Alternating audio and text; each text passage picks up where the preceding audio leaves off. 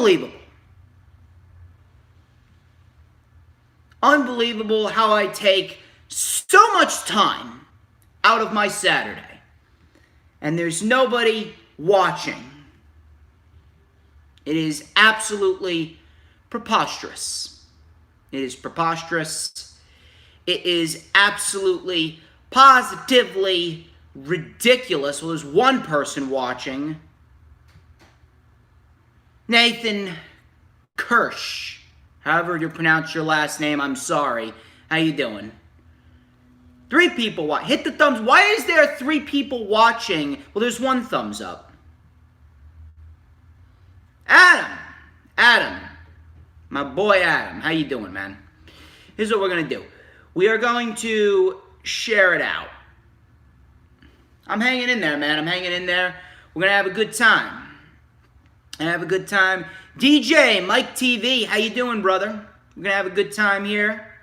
We're going to have a very, very, very good time here on the Lightning Flash Update. I'm just sharing out the stream. I'm sharing out the video. We are going to have a great time. You know, the theme for SmackDown is, are you ready for a good time? Oh, yeah. We got Nia Jax injuring Mandy Rose. Unfucking believable. Hey, Danielle, my girl Danielle. How are you?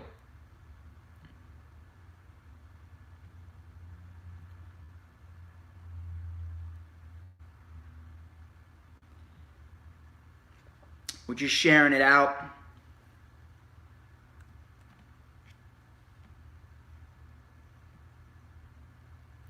How you doing? Alan Holland, how you doing? Hit that thumbs up.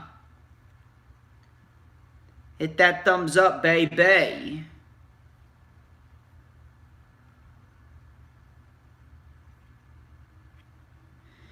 If you don't hit that thumbs up, I don't know what you're doing. We have 5 thumbs up.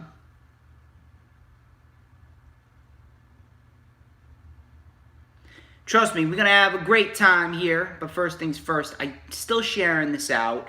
Where's the freaking... Unbelievable. Here we go. Here we go. I'm just going to share it out a couple more times.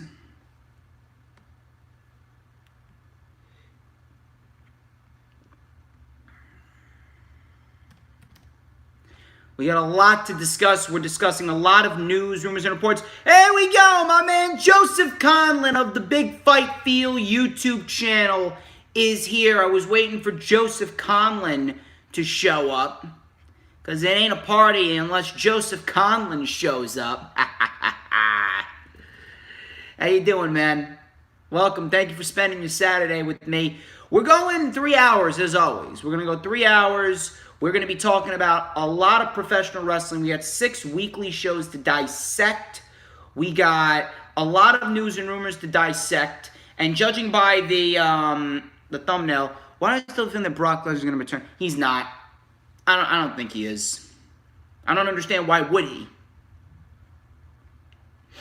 It would make no sense for Brock Lesnar to return. Now, even though, like, I understand that's probably like WWE's motto, if it makes no sense, then of course they're going to do it.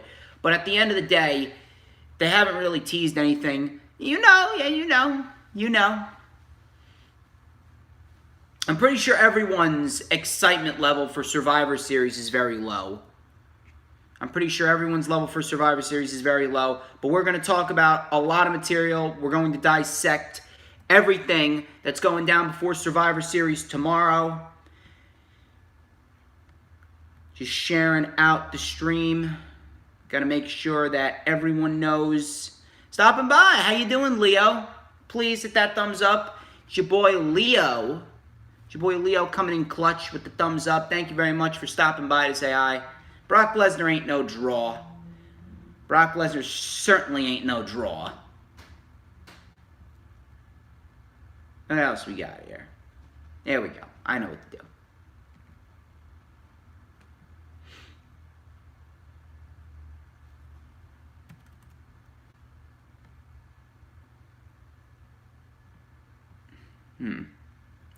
Just sharing it out to a couple more people and then we'll get started.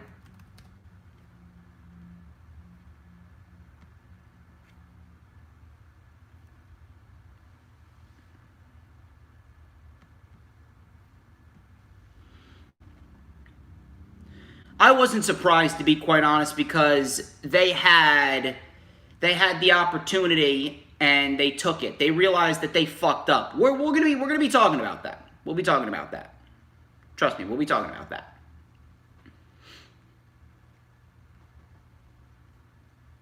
We'll be talking about that and so much more here. All right. I think we can get this started in just a minute. Thank you very much, Leo. Thank you very much. I greatly appreciate you.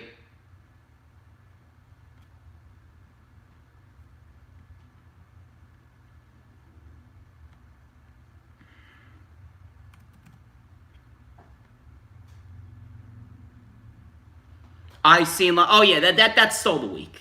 Undoubtedly, that stole the week. I mean, come on, it's the Inner Circle in Las Vegas, baby. It's the Inner Circle in Las Vegas. Of course it was going to steal the week.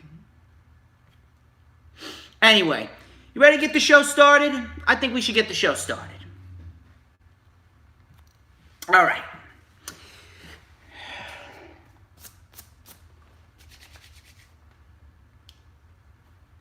Ladies and gentlemen, I am the president-elect, DJ Storms, and I would like to welcome each and every single one of you back here to the channel on YouTube.com. As of course, you already know who I am, Mr. Controversy and the operator of the best damn Twitter handle,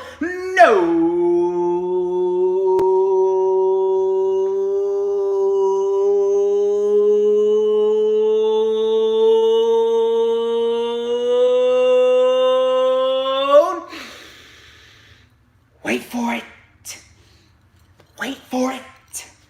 Wait for it. To mankind. This is the official Lightning Flash update for Saturday, November 21st, 2020. WWE President. I should. How you doing, Peanuts? How you doing, Peanuts? All right, so I would like to thank each and every single one of you for tuning in to the Lightning Flash update. But first things first, I do want to get a little serious here before we start. I want everyone to extend their thoughts and prayers to Danielle and her family. Her aunt recently passed away last night. So I'm going to need each and every single one of you to extend all your thoughts, all your prayers, all your love possible that you can to Danielle and her family during this time. My thoughts and prayers are with you, Danielle. My heart goes out to you. No one deserves to lose any family members. I am extremely sorry, and I hope that you and your family find the strength to get through this difficult time. My heart goes out to you. So please, if everyone can, please extend their thoughts and prayers to Danielle during this rough time. Hopefully I'll be able to make you smile. Hopefully I'll be able to perk up your mood with some rants, some yelling, some screaming. I know you love the yelling and the screaming, so hopefully I'll be able to perk up your mood with my crazy intro and my crazy mannerisms and stuff like that. Hopefully it won't be too much of a gloomy weekend. You're very welcome. How you doing, Cool King? Please send your thoughts and prayers to Danielle. Please hit that like button if you haven't already done so. Thank you, everyone, for extending your thoughts and prayers to Danielle. Thank you very much.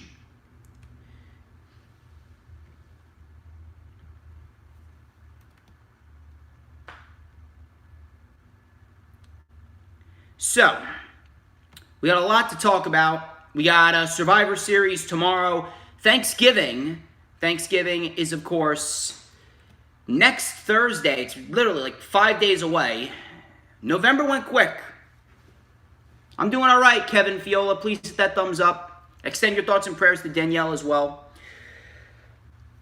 We got a lot to talk about. We got Thanksgiving coming up next Thursday. So I hope that everyone has good plans for Thanksgiving. I hope everyone is staying safe. I hope everyone has a lot of food on tap for Thanksgiving. You know for a fact that it is going to be a very, very interesting Thanksgiving nonetheless. We got all these rules and regulations going on for Thanksgiving. I believe that the state of New Jersey is going to go on lockdown, so I'm going to be doing a shit ton of quarantining, whatever the hell you want to call it. I do work at an essential business, so I'll probably be working a bit more hours depending on how busy the supermarkets really are. But regardless of that, we got Thanksgiving coming up. My college semester is wrapping up. I'm going to have 2 more finals coming up on Sunday and then coming up next Wednesday before Thanksgiving. Of course, we got Christmas coming up as well. Christmas is coming up in a month. Crazy to think about, but yes. And the year, of course, is coming to an end. I am assuming that a lot of people definitely want this year to end. Even though we know that things are not going to go back to normal on January 1st of 2021, but a reset definitely is needed. We're still going to have a good time. Massachusetts might shut down. Jesus. We got Earl Cole. Earl E. Cole. Earl E. Cole, how you doing? Thank you very much. Thank you very much for extending your thoughts and prayers to Danielle. Please hit that thumbs up when you come in. Just let me write a message.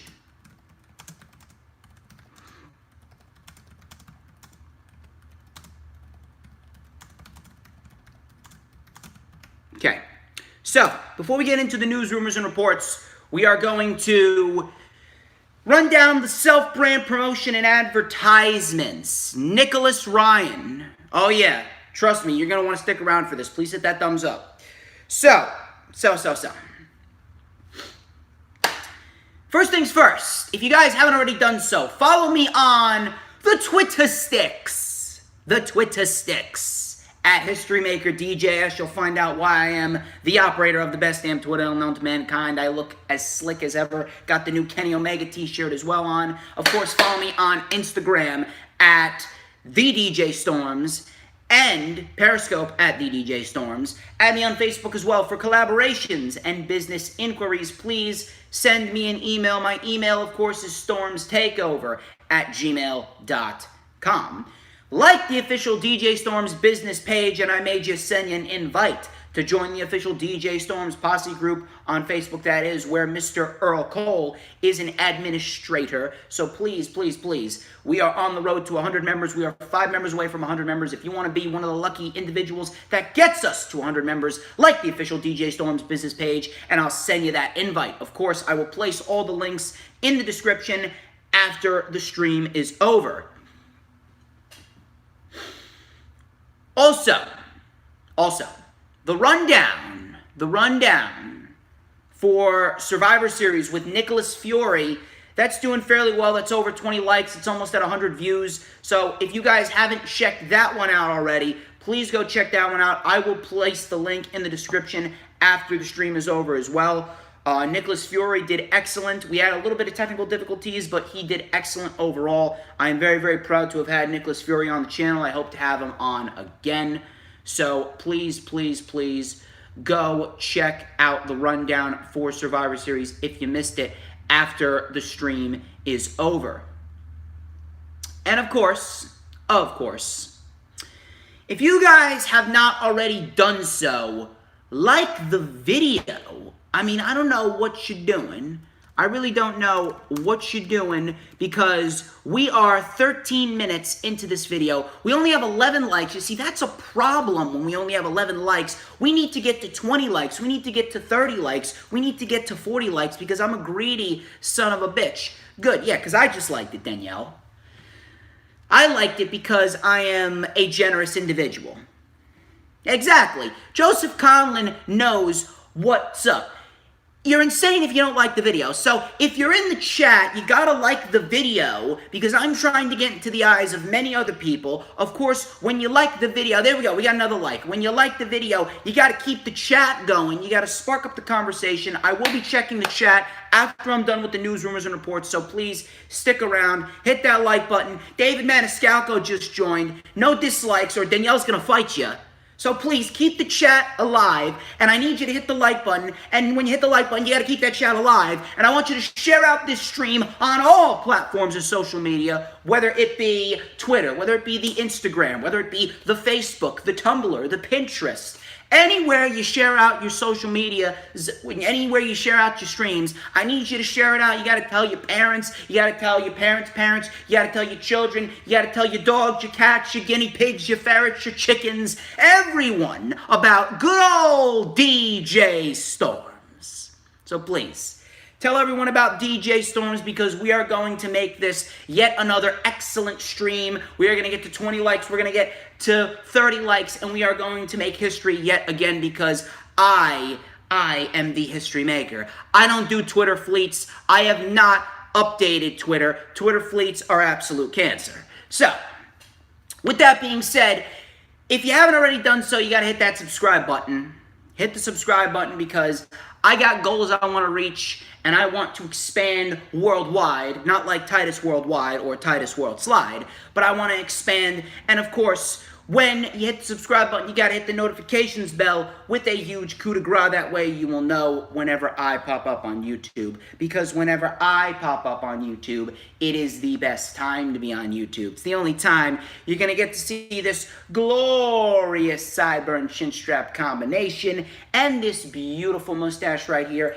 Is there even a question if I have it? Of course I have it. Don't worry, Danielle. I know your Twitter fleets are great. But as far as my facial hair goes, it is absolute perfection. Everyone wants a piece of the Stormsmeister.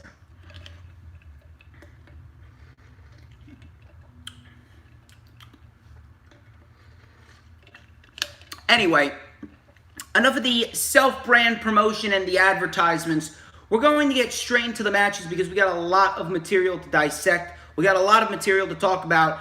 So, we got my favorite guy from Wrestle Talk, Louis Dangor, however the fuck you pronounce this guy's name. I don't care. This guy's not important enough to remember. So, Louis Dangor of Wrestle Talk, he came out this week with multiple articles with reports from Dave Meltzer. The biggest one involved plans from WWE to have the Aaliyah Mysterio Murphy angle result in a wedding. As you can see by the thumbnail, I'm starting off with the biggest report. So, Meltzer stated, and I quote, "The Murphy Mysterio story will continue in some form. At one point, there was talk of a wedding with Murphy turning on the family. That could have changed, but we heard that a few days ago, and they had already known by that time that Rollins was going to need time off." End quote. Rollins is going to be taking time off to care for his kid. We all know that. But I swear to God, if the Murphy Mysterio angle results in a wedding, I'm telling you right now, the interest in WWE right now is already at an all-time low. And I've said it once and I'll say it again. I've been saying it for months now. Pro wrestling weddings need to be fucking abolished, especially after we saw that Lana Lashley disaster with Rusev and Liv Morgan all the way back on December 30th of 2019. After seeing that, I don't think we should ever see another wrestling wedding again. I don't care which company it's in.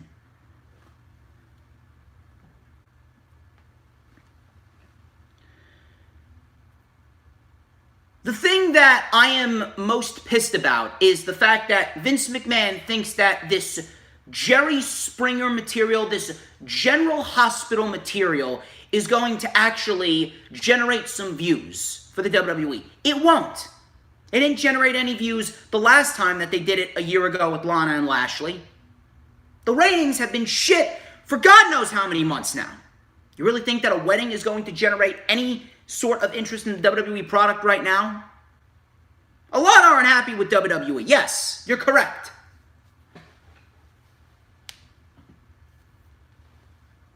I don't need to go on and on about how ridiculous this is. Murphy, I've already stated Murphy, he should be positioned to take the Intercontinental title off of Sami Zayn. Murphy is one of the most underrated individuals that WWE has employed.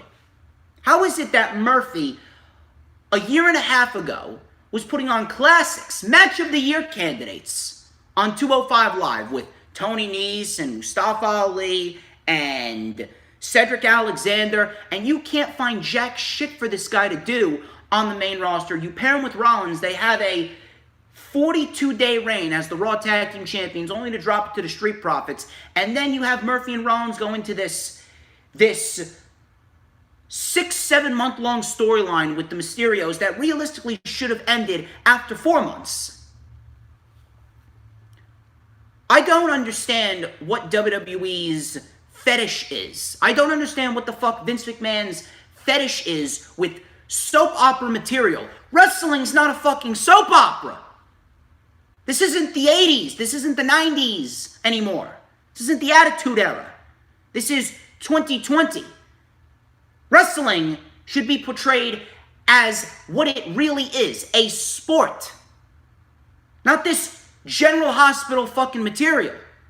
This is only going to drive people further away. And if you're telling me that you're going to have Buddy Murphy turning on the fucking family, my God, I thought that this angle was over. We got Furious Nation in the building. How you doing?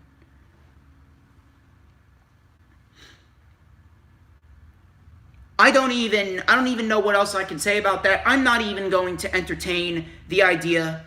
I'm not even going to entertain the idea of a MurphyAaliyah wedding.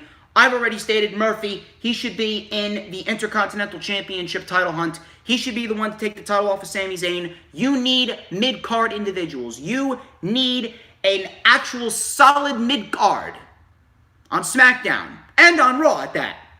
If we're talking about across both shows, you need a solid mid-card on both shows. There is no fucking mid-card on Monday Night Raw. You got a fucking mid-card on SmackDown. You just refuse to fucking utilize it. Enough of this fucking Mysterio, Murphy, Rollins. Enough of this soap opera bullshit. Book Murphy as a strong mid-carder going into WrestleMania. Book him against Sami Zayn at WrestleMania and have Murphy win the title from Sami Zayn. You need to build some new stars and you need to generate some fucking interest in the product. Murphy is a great fucking wrestler. And if you have the opportunity, take advantage of that opportunity. Murphy can fucking go. Capitalize on the opportunity now that you have it in front of you. Especially after what happened on SmackDown.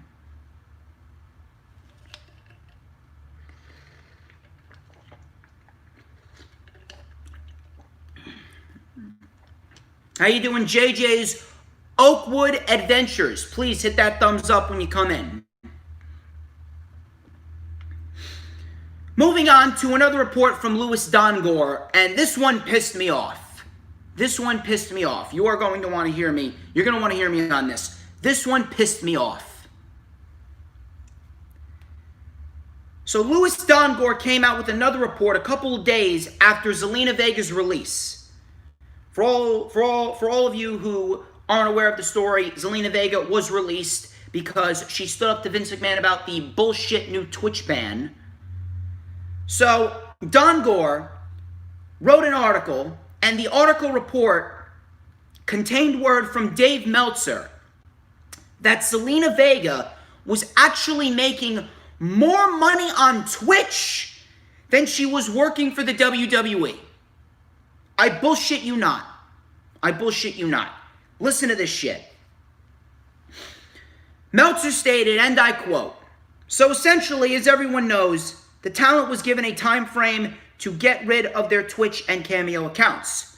During that time frame, Zelina Vega didn't get rid of it, and she opened an OnlyFans account. The backstory on this, and it's funny because one person kind of told me when the thing went down that there are a couple of women that are making more money with their social media than they are making with WWE, and they are going to be real interesting, and one of those was Zelina Vega.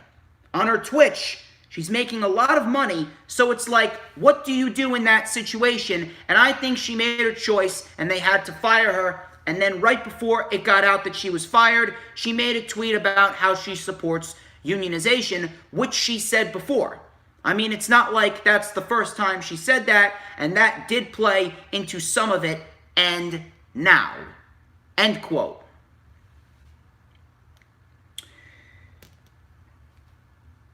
So my first question here. How is it that you are working for the largest wrestling company in the world and you are making more money on Twitch than you are working for WWE? And I'm not even going to blame Zelina Vega. I'm not even blaming Zelina Vega. This is on Vince McMahon specifically. How is it that you are the CEO of the largest wrestling company in the fucking world and you don't have enough money to pay your employees? So much so that your employees are making more money on third-party platforms than they are working for you. Oh, wait a minute. Now I know. Maybe it's because you spent $52 million fucking dollars on the fucking Thunderdome, which was unneeded to begin with, because the state of Florida is allowing you to have fans in attendance. You could have had 1,000 fans in attendance every single week, but no. You choose to have a virtual fan base. You choose to have the Thunderdome and waste all of this fucking money. On top of that, maybe if you did what you should have been doing for the last God knows how many years, maybe if you had actually been listening to the audience, maybe if you have been building up new talent, maybe if you've been putting out good storylines, maybe if you would actually have been operating with a sense of logic, maybe if you've been actually putting out storylines and feuds that make sense, maybe if you've been building up your superstars and your champions like credible athletes, maybe if you've been booking your wrestling show the way it should be booked, maybe the ratings would go up a little bit, and maybe they'll continue to go up, and maybe, just maybe, you'd have a little bit more money in your pocket to pay your employees, so that way your employees don't have to go out on these third-party platforms and make some money. But the fact of the matter is that you're just too fucking stubborn. You're too stubborn to actually realize what you are doing wrong. You're too stubborn to realize that you are killing your own company from the inside, that now your employees are going out, taking matters into their own hands, and making money on their own. And then on top of that, now you lay the hammer down with this bullshit new Twitch rule, now taking their money away because you're too stubborn to do the right thing in order to gain money for yourself the right way. That is a dick move. That is a dick move. That is the move of a stubborn, ignorant scumbag. It's exactly what Vince McMahon is. How is it that you are way too stubborn? If you don't even want to do the right thing, then at least allow them to make money on their own. If you don't have enough money to pay them, how the fuck are they supposed to support themselves?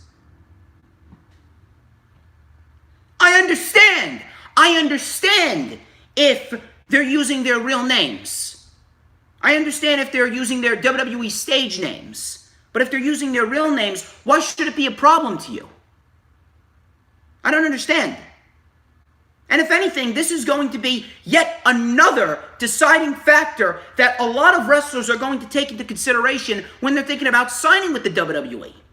You're pretty much shooting yourselves in the foot because you don't have enough money to fucking pay your employees. Everyone's using the excuse of, oh my God, look at the paycheck for the WWE. Now, you can pretty much toss that out of the window. Outside of a great run in NXT and outside of maybe padding your stats on your career. Oh yeah, I was in the WWE for X amount of years. Outside of that, I don't see any positive of going to the WWE. You were the largest wrestling company in the world, and one of your employees, a couple of your employees, are actually making more money with their social media accounts, with their third-party platforms, than they are working for your company. All because you are too stubborn to actually, A, take the proper precautions with COVID, and you could have actually had fans in attendance. You wasted $52 million on a fucking Thunderdome, which apparently is continuing at Tropicana Field next month, starting on December 11th. On top of that, On top of that, then you refuse to actually build up new talent. You refuse to do the right things in order to generate ratings. And then the ratings continue to go down and you continue to suffer and you continue to lose money. And then you enact the Twitch ban and you take away all of these Twitch accounts and you seize control over all their accounts. And then they had The Undertaker open up a fucking Cameo account. If that is not a middle fucking finger, and if that does not show you what type of person Vince McMahon really is, I don't know what does. This shit pissed me off. And I'm glad Zelina Vega stood up for herself.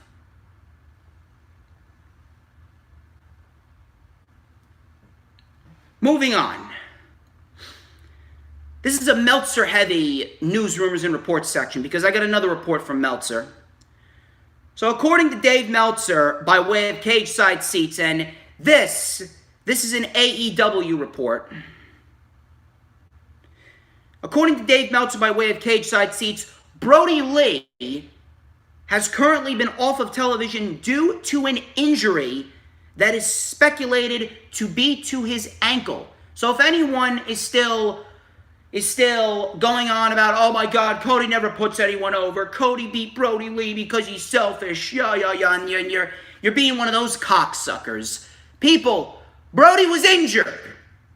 More likely than not, they were setting up for Brodie and Darby at Full Gear.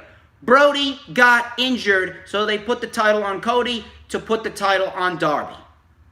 They didn't want to fast track Darby Allin to a championship match on television. They wanted to do it on pay-per-view. So please, enough with this Cody Rhodes bullshit.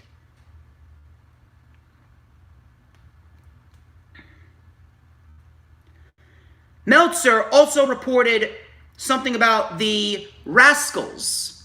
Now, for those of you who are unaware, the Rascals recently just had their final match on Impact. And this report actually came out before Impact this past Tuesday, where they did have their final match.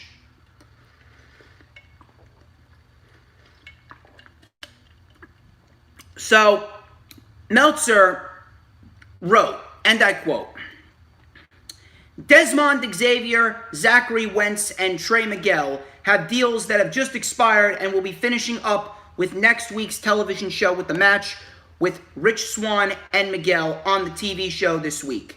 They handled it very strangely. They got a letter. They were being evicted from the treehouse next week and thus somehow must leave Impact. So next week's TV is their final match. The way we heard the story is that they got an offer that wasn't great and they had interest from WWE for NXT for all three.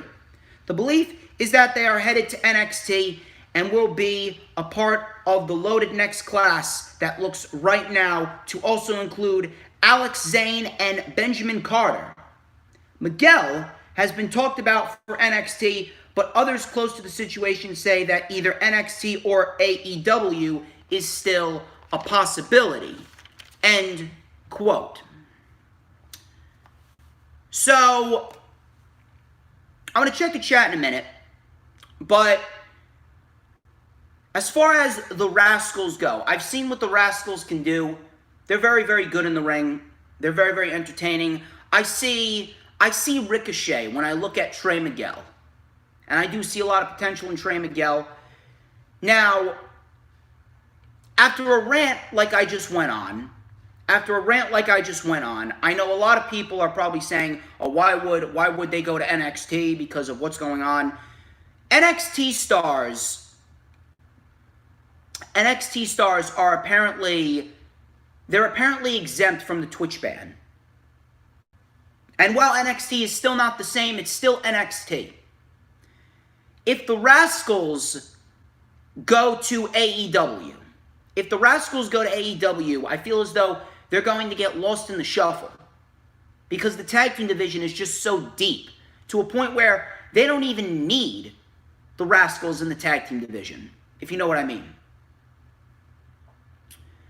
They don't even need the Rascals in the tag division, and if Trey Miguel gets put in there, he's going to get lost in the mid-card. Miro right now, he's doing some good stuff right now in the mid-card, but a lot of people are saying that he could be more, and he should be being built up on his own as a dominant force, which I understand where you're coming from. I understand where you're coming from, don't get me wrong. So I don't really think that being in AEW would be the best route for them right now, considering they would get lost in the shuffle. Meanwhile, if they go to NXT, you take a look at what's going on in NXT right now, and NXT is really suffering, specifically in the tag team division and in the mid-card. So if you want to, you could have Desmond Xavier and Zachary Wentz. They could be in the tag team division. I would actually love to see them in the tag team division because the tag team division right now in NXT is fucking terrible. It's like non-existent.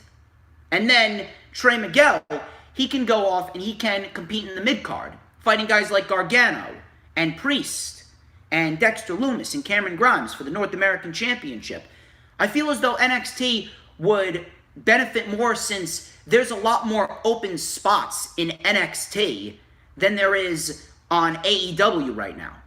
Because if they go to AEW, it's going to be a while before they can actually find their footing. Yes, they'll be happy, but I don't think they'll be in any top positions. If they want to, they can sign 3-year deals with NXT, and they could have a nice run in NXT, and then if they want to, they don't even have to go up to the main roster. They could just leave after their 3-year deals with WWE are up. Whether or not they get called up to the main roster in those 3 years, which I don't expect them to. I expect them to go to NXT. NXT needs help right now. So if anything, going to NXT would probably benefit them more because they'll have much bigger of an opportunity in NXT, if you know what I mean. There's just so much talent in AEW right now that not everyone is going to get the proper opportunity. Not everyone is going to get the proper spotlight immediately, if you know what I mean.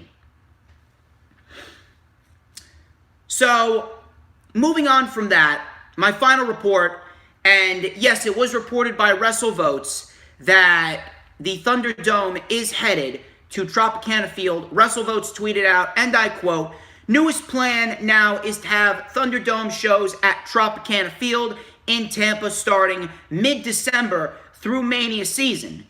Fans at the Royal Rumble still possible, potentially even at the Trop in TB. WWE is hoping to start traditional live arena shows with fans the night after WrestleMania." End quote. And then a couple days later, WWE actually confirmed that Tropicana Field will be hosting the Thunderdome starting December 11th on Thursday morning. At the end of the day, I do not give a shit. I really don't give a shit about where the Thunderdome is being held. I don't even give a shit if the Thunderdome's even a thing, to be quite honest with you, because it really means nothing. It really means nothing at the end of the day. All I care about is getting good shows. And with the WWE, when was the last time we really got a great show, specifically with the main roster, if you know what I'm talking about? So I don't really care. All I care about is them putting on good shows, which right now they are incapable of doing so. Those are the news, rumors, and reports. Before we get into the weekly show reviews, I'm going to check the chat, so I'm going to read your comments. Relax, people. I'm going to read your comments. I know a lot of people love it when I'm in rant mode. Danielle loves when I'm in rant mode. Cool King, they love when I'm in rant mode. So, Adam, the Young Bucks, Kenny Omega, Hangman Page, Cody Rhodes would have signed with the WWE. They would be offered money they were offered in 2019. Danielle is not a fan of Stephanie McMahon taking over. Cameron Johnson, how you doing? Thank you for coming in. It's all right if you're late, as long as you hit that like button. No problem. No problem with getting some extra sleep on a Saturday. If I didn't have to do this, I would be getting some extra sleep. Matt Moody. I love me some Matt Moody. Matt Moody is the absolute man. He was awesome. He was absolutely awesome in the rundown for WWE NXT TakeOver 31. Earl Cole is asking, what are you doing? Earl, I don't think the Rascals are AEW bound. Jessica H, you are absolutely awesome. I'd absolutely love to meet you one day, as well as Danielle. Jessica and Danielle, two sweethearts that I absolutely adore. Thank you very much for stopping by. Be sure to hit that thumbs up. Big Boy Johnny, 25. How you doing, my brother? Nice to see you drop by. Please hit that thumbs up, Big Boy Johnny. We are just 3 thumbs up away from 20. And we are not even an hour into the stream. Can we get to 20 thumbs up? Can we get to 20 thumbs up before we hit an hour? Good to hear that you're good. David Maniscalco is in the building. Be sure to join that DJ Storms Posse page. Join the DJ Storms Posse page. I hope SmackDown will win at Survivor Series, Adam. I really do hope so. We got a lot of material to talk about as far as the weekly show reviews go. I greatly appreciate you 11 people hanging with me here. But we need to get to 20 people. 20 people should be in the stream right now. And we need to have at least 30 thumbs up. That's what we need. That's what we need. But here's what I want you guys to do. I want you guys to stick around.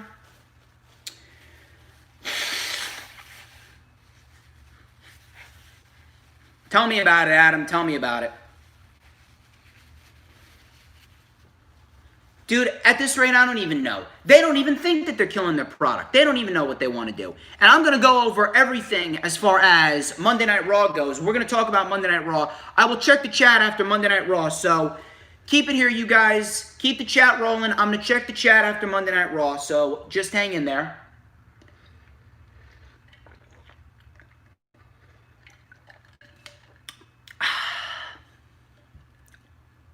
Anyway.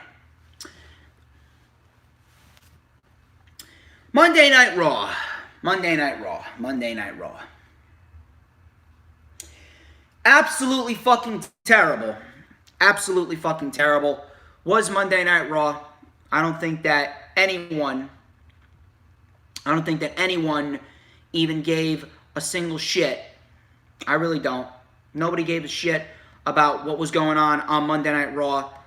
I don't even know what to say as far as Monday Night Raw goes. I hope to God, I just hope to God that, yeah, don't even get me started. Don't even get me started, Cool King.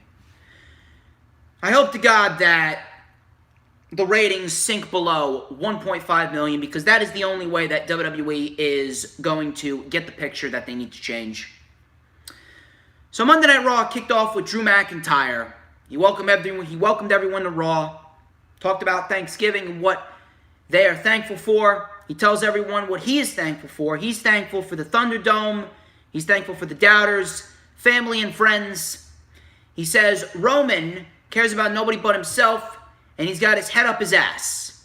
He says he's going to humble Roman, and then Orton came out. Well, actually, he came up on the screen. He came up on the screen. He says he's thankful for being a 14-time world champion. He talks about the fines that he's received and how he's been suspended more than 80% of the locker room. He says that he's still here because he's the greatest wrestler ever. He says he's going to prove it tonight, and he's going to walk out still with the WWE title. Drew says his foot will crash through Orton's head, and he'll once again be WWE champion. Miz and Morrison then came out. They hyped up Miz and Mrs. Premiere. We had them saying that they'll be sitting front row for the main event. Miz told Drew that change is hard to deal with. He says the possibilities of change are endless. Miz says the hands holding the title at the end of the night could be his. Drew then says change is coming. Drew says Orton is a patient man, but he's not. Miz and Morrison then walked out of the ring, and Miz called out Drew for giving away title matches. Says at the end of the night, he'll be the one laughing all the way to the bank. And they laughed up the ramp. Nothing but the same old shit that we've been seeing every single fucking week. We've been seeing this shit for 5 months between Drew and Orton. Only this time, now that they've added Miz and Morrison, it's even worse. This segment went 15 minutes. Felt like it went 15 hours. And I'm not even bullshitting you right here. This entire page took up the first 15 minutes of Monday Night Raw. This entire page, this full page, I took a full page worth of notes on this shit. No one should ever question my passion when it comes to this shit.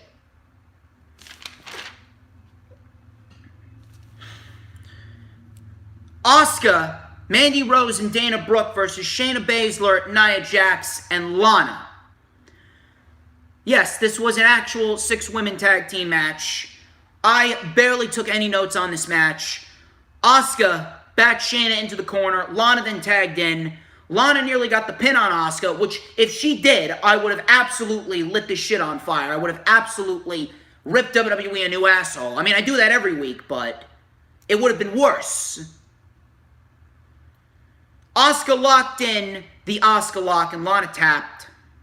What do you think happened next? I'll give you one guess. One guess. What happened next? What happened next? Nia Jax tore apart the announce table. Shayna tossed her out. Nia then extended a hand to Lana. She said, "Psych." She picked her up, and Samoan dropped her through the announce table for a 9th time. 9 times.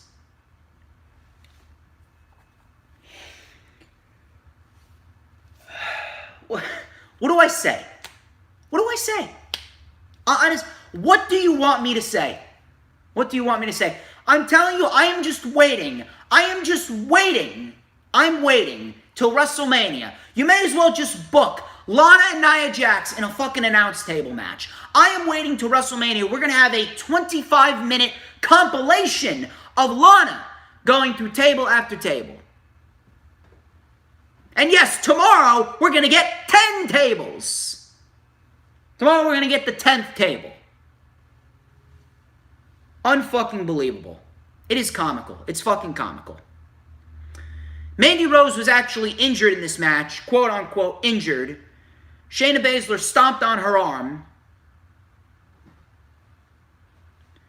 And then afterwards we had Reckoning recoiling, attacking Dana Brooke in the back.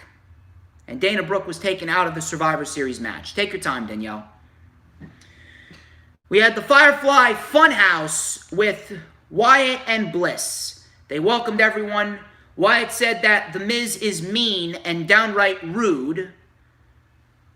This show is mean and downright rude, Mr. Wyatt. Wyatt then offered The Miz a lesson in manners, and we get Wyatt versus The Miz later on in the show. Wyatt then warned Miz that you don't want to see his bad side. They had a blindfolded karate session. We had a spelling bee. Wyatt spelled jackass. He spelled it M-I-Z, jackass. We had Rambling Rabbit getting impaled by a dart. He died again. Rambling Rabbit dies in every fucking episode. Wyatt says that he's ready, and he ended the episode of the Firefly Fun House like that. And that was that. We then had the Hurt Business versus the New Day. This was for the Raw Tag Team Championships. But first things first, MVP took the mic. He says at Survivor Series, you'll see the best versus the best. There is nobody better than the Hurt Business. He was interrupted by the New Day. Woods and Kofi called them out, saying that they were lying. Kofi said the best versus the best means the New Day. MVP said do something. Kofi said that you should call yourselves the Jerk Business. Obviously, they meant more than just saying that the Hurt Business were jerks. They meant more than what you thought, wink, wink. If you know what I mean. Woods said if you think we'll allow jerks to represent the titles, you got another thing coming because New Day rocks. So, the match itself was very good. This was probably the best thing on the show. Undoubtedly the best thing on the show. The Hurt Business then isolated Woods. Kofi got the hot tag. Kofi with a diving crossbody for a 2. Kofi with a boom drop attempt. Benjamin with a buckle bomb. Then we had a modified Doomsday Device combo by the Hurt Business for a 2. Coming back from commercial, Kofi Kingston was isolated. Kingston with a tornado DDT. We got a tag to Woods. We had the honor roll to Shelton Benjamin. Drop kick to Cedric. And then a guillotine on Shelton Benjamin. We had a missile drop kick by Woods on Benjamin for a 2. Missile drop stomp. Yes, you heard that correctly. A missile drop stomp by Kofi. Cedric saved that match. Woods caught a knee from Benjamin. Cedric with 3 consecutive topes, and they looked terrible. They looked very reckless. They looked very, very sloppy, especially that last one. I'm not sure what Cedric was going for right here. It looked like he was just doing them just to do them. He's definitely got to slow it down a bit. He's definitely got to keep it a little more safe next time. We had an angle slam by Benjamin, but Kofi was able to kick out. We had some double team moves by the Hurt Business, some double team kicks into a brainbuster, but Xavier Woods saved it. We had a Trouble in Paradise on Benjamin, and then New Day hit Daybreak on Cedric for the win. Outside of the suicide dives, this was a very good match, but keep it classy, WWE. We all know that WWE's not petty, right? But they had Cedric take the pinfall, especially after where Cedric was on November 7th. Cedric takes the pin. Hurt Business lose, but there's literally nobody else for the Tag Team Championships. There's nobody else. We have Retribution, which no one cares about. Lucha House Party's mixing it up for the 24/7 title. And then we have Miz and Morrison, who are floating around the WWE Championship title picture. So, I don't understand why you couldn't have saved this match for TLC. I think it would have been a hell of a lot better if you would have saved it for TLC and you didn't book this match out of pure pettiness just to have Cedric take the pinfall because Cedric was at Full Gear on November 7th. Put your personal feelings aside, WWE, okay? Other than that, this was the best thing on the show. We had Team Raw, Sheamus, Strowman, Lee, and Riddle versus Retribution. We had Mustafa Ali, T-Balls, Applejack, and Disgrace. So Sheamus and Strowman, they were arguing like children. This was a waste of fucking time. I don't understand how anyone could fucking care about this. This is a complete waste of fucking time. Sheamus and Strowman, they were arguing like fucking children again. Styles tried to calm them down before they shoved him into his personal assistant. T-Balls was then wearing down Riddle. Applejack with a cannonball for a 2. We had Riddle coming back with a Fisherman Buster. We had a tag to Keith Lee. Lee ran down Disgrace and T-Balls. We had a corner avalanche to Applejack. T-Balls and Disgrace, they caught Lee. We had a suicide dive by Ali, sending him into the table. He tried to take advantage. Braun Strowman with the Strowman Express the Strowman Express to T-Balls and Disgrace. We had a bro kick to Applejack, and they all started tagging each other in again like children. We had Mustafa Ali shoving Riddle into Sheamus, into Lee, and Ali rolled up Riddle for the win, and Retribution beats Team Raw.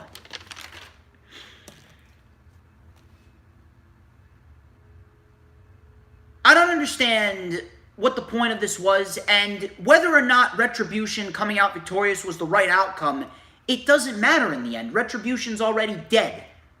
Retribution's already dead, and the Monday Night Raw team and the build-up with the Monday Night Raw team for Survivor Series has undoubtedly been one of the worst build-ups to a Survivor Series match that I think I've ever seen in my 12-plus years of watching WWE. So at the end of the day, who fucking cares? Who fucking cares? I don't. I certainly don't. I don't understand what the point of this was. Retribution is completely dead. Nobody gives a shit about Retribution. No one will care. Nobody will care. And at the end of the day, this was nothing more than a waste of time. So, we had Jeff Hardy in the back. He found Elias putting up flyers of him, telling the people to dial 555-AMEN, because Elias still thinks that Jeff Hardy hit him with a car, when it was already proven to be Sheamus. So he grabbed Elias by the beard backstage, and he said, He's been proving innocent, and if you keep accusing me of something I didn't do, I'm going to be found guilty of something much worse than hitting you with a car. Can I get an amen, brother? Get Jeff Hardy away from Elias. Get him the fuck away from Elias. Why isn't Jeff Hardy being built up to be a challenger for Bobby Lashley and the United States Championship? It would be so much better. It would be so much better if you put Jeff Hardy in a position where he's actually being used to put others over that could actually benefit the product. Because Elias offers nothing of benefit to the product. He is the mini Braun Strowman. He is Braun Strowman 2.0. Nobody gives a shit about Elias. Nobody cares. He is a dead act. He is a dead character. Meanwhile, if you have Jeff Hardy putting over someone like a Bobby Lashley, and Bobby Lashley beats Jeff Hardy, that would actually enhance Bobby Lashley and enhance the United States Championship. But instead, no. You're having Bobby Lashley feud with Retribution, and then he's squashing Titus O'Neil.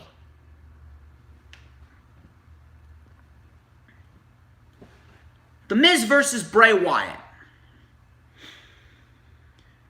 This match went 5 minutes. The match was a waste of time, but if there was one thing that I loved about this entire thing, it was the facial expressions and the mannerisms of Bray Wyatt and Alexa Bliss. So, Miz said that we should find a peaceful solution. Miz said, let's work this out together. Let's work together and make our dreams come true. Alexa Bliss came out and he says no. Nikki Cross came out. She tried to talk to Alexa, says that she needs to leave him. Bliss says you're right, and then she slapped Nikki Cross. She attacked Nikki Cross. Before Wyatt came out, he stared at Nikki Cross, and then he turned his attention to Bliss, and they started skipping to the ring for the match.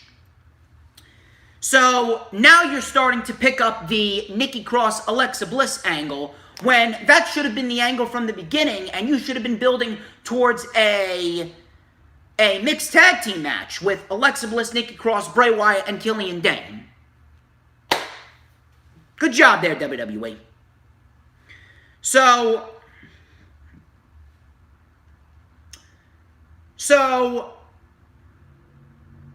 Bray Wyatt, he extended a hand to The Miz. The Miz kicked it away. The Miz tried to gain the early advantage on Bray Wyatt. Bray Wyatt and his facial expressions were fucking fantastic throughout this entire thing. Miz tried to run away, but Alexa Bliss was there to stop him. Miz hit a double axe handle and a DDT for a 1 count. Miz then got leveled with a lariat. Wyatt then with a back elbow, Uranagi, and a neck snap. Morrison then tried to intervene, and Alexa Bliss, she dove off the steps. She used the steps as a launching pad, launched herself off the steps, taking out John Morrison, sending him over the barricade, and they went into the abyss. And then we had The Miz getting caught with his sister Abigail for the win. Alexa Bliss then walked on the barricade, jumped down, and held Bray Wyatt's hand.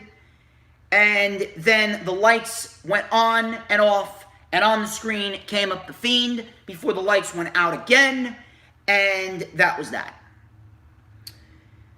Bray Wyatt and Alexa Bliss, the facial expressions and the mannerisms between the two are absolutely fantastic. I love them.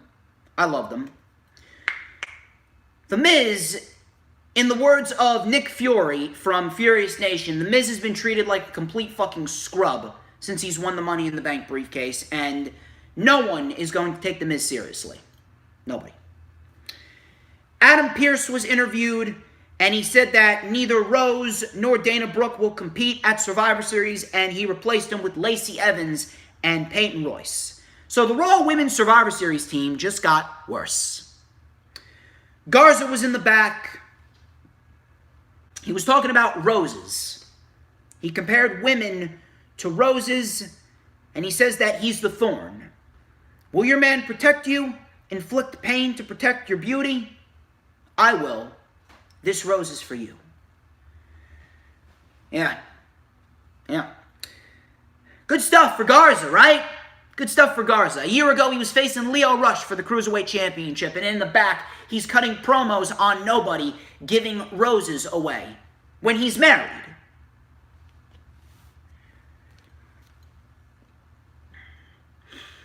Shayna Baszler and Nia Jax, they were in the back.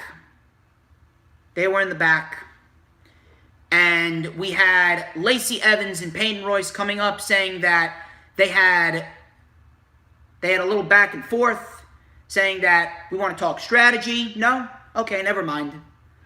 So Nia Jax says this is the worst idea since Quibi. And she walked away from Shayna. Let me tell you something. All I can think about, I was watching this segment. All I can think about when watching this segment is how they fucking killed everything that Shayna Baszler was. Looking back to where Shayna Baszler was in NXT a year ago versus where she is now, it's like night and day. I swear to God, it's like night and day. How is it that a year ago, Shayna Baszler was booked like a complete fucking monster? Shayna Baszler was booked with a sense of urgency. She was booked with a sense of intrigue. Like whenever Shayna Baszler was on television, Shayna Baszler grabbed your attention. Shayna Baszler grabbed your attention, and Shayna Baszler demanded the viewer that you stop whatever you are doing to watch her. Whenever Shayna Baszler was on television, you were waiting with bated breath to see what she was going to do next. You were waiting to see who was going to step up to finally take her out. Now you look at Shayna Baszler, and her presence has absolutely no impact. Zero urgency, zero interest, zero impact. It is just fucking disgusting. It is disgusting to see what they have done with Shayna Baszler. There's just no interest. She's just there. I don't know what the fuck they're going to do, but I swear to God, I don't think that Shayna Baszler will ever reach the heights that she was in NXT. Drew McIntyre versus Randy Orton. This is for the WWE Championship. Orton tried to leave. Adam Pearce stopped him the second time that he tried to leave.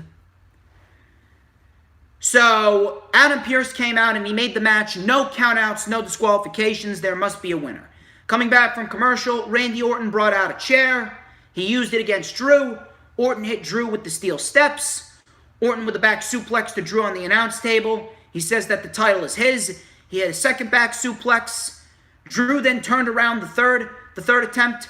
Drew hit an announce table back suplex. Then he hit a second one. Orton dodged the Claymore and Drew went crashing over the announce table.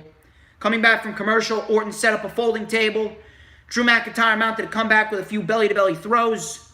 Drew McIntyre hit a superplex. Orton hit a superplex. That only got a 2 count. We then had a Future Shock DDT, but Orton kicked out. Orton then crashed through the table. And then Orton hit a draping DDT after he countered the Claymore with a power slam, which is a beautiful power slam counter, actually. He hit a draping DDT off the announce desk. Drew then reversed the RKO and hit the Claymore, and Drew McIntyre wins the WWE Championship again.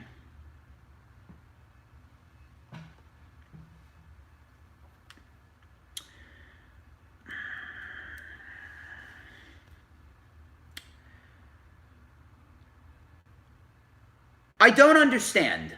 I really don't. Why didn't you just have Drew McIntyre retain the championship at Hell in a Cell? Oh, wait a minute. Maybe it's because you realize that you fucked up. Because you had your minds dead set on WrestleMania and doing Randy Orton versus Edge for the WWE Championship at WrestleMania, so much so that you glossed over Survivor Series and you were thinking to yourselves, oh, wait a minute, we have heel versus heel with Randy Orton and Roman Reigns. We can't do that. We need to correct our mistake. What was the fucking point of even having Orton win the title? If Randy Orton versus Edge was not the end game, which it still could be, I don't know what's going to happen. And to be quite honest with you, WWE doesn't even know what they want to do. Why didn't you just have Drew McIntyre retain the title at Hell in a Cell like he should have, and then you could have built towards Drew McIntyre and Roman Reigns over the course of the next few weeks? You could have actually built intrigue. You could have actually built interest. Even though there's little to no interest in the Survivor Series as it is, because nothing's fucking on the line. This was probably Drew and Orton's second best match together, but who the fuck cares? We've seen this shit 4 times over the course of the last 3 months. People are just looking to fucking see it end. Now what's going to happen? Now, Drew McIntyre is going into Survivor Series as the WWE Champion again. He's now a 2-time WWE Champion after you killed his momentum. Now you're never going to get that momentum back that Drew McIntyre originally had when he was the WWE Champion before Hell in a Cell. What are we headed towards now? Guarantee you we're going to get 3 more weeks of Randy Orton and Drew McIntyre, and we're going to get a TLC match on December 13th, or whenever the date of TLC is. Is that what we're looking at? Are we looking at The Fiend versus Drew McIntyre at the Royal Rumble? Are we looking at The Fiend versus Drew McIntyre versus Randy Orton at TLC? Are we looking at Sheamus versus Drew McIntyre at TLC? Is Randy Orton going to win the WWE Championship back? Are we still looking at Edge versus Orton for the WWE title? Is the match going to be without the WWE title? Is Drew McIntyre going to go into WrestleMania? Is he going to put over a new star? Which I think that's probably the least likely thing to happen. But even if he does, let's just say, hypothetically speaking, that Drew McIntyre goes into WrestleMania and he puts over a new star. The impact that the new star would have. Let's just say, hypothetically speaking, Drew McIntyre puts over Adam Cole. Let's just say he puts over Adam Cole. The impact, if Drew McIntyre would have beaten Randy Orton at Hell in a Cell and he would have continued the WWE Championship reign going into the fall, into the winter, into next WrestleMania, that impact, if Adam Cole beat that Drew McIntyre as opposed to this Drew McIntyre, that impact of Adam Cole beating Drew McIntyre after Drew McIntyre held the title from WrestleMania 36 to WrestleMania 37, that would have been so much more impactful, and that legitimacy and credibility would have transferred over to Adam Cole and made Adam Cole look that much better in the end. But now that Drew McIntyre's already lost the WWE title, now he won it back, now you got to rebuild that legitimacy. Now you got to rebuild that credibility. And I don't even think they will. Should have never lost the title in the first place. Even if Drew McIntyre does put over a new star, like Aleister Black or Keith Lee or Adam Cole at WrestleMania, the impact would not have felt the same as if it would have been if Drew McIntyre had held the title straight through the year. Drew McIntyre and his momentum is gone. Drew McIntyre and what he was at the start of the year when he beat Brock Lesnar, that Drew McIntyre is dead. All because WWE failed to think and plan ahead. All because Vince McMahon and Bruce Pritchard are so fucking inconsistent and they don't know what they want to fucking do. And to be quite honest with you, I don't think anyone is even going to give one single shit about what they do. Because WWE has been all over the place as of lately to a point where no one even gives a shit anymore. No one even gives a shit anymore. WWE fucked themselves over. WWE fucked themselves over. WWE, this is what they get for not thinking and planning ahead. This is what you get when you don't book long term. I don't know what's going to happen, and to be quite honest, I don't give a shit. That was Monday Night Raw for you. Let's check the chat. Let's check the chat before we go into AEW Dark.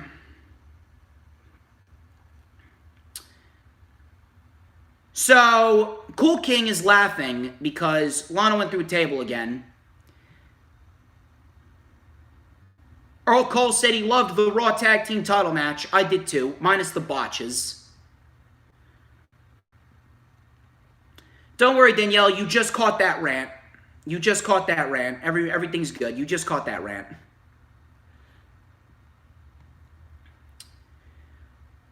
We're still not at 20 likes. We need 2 more likes.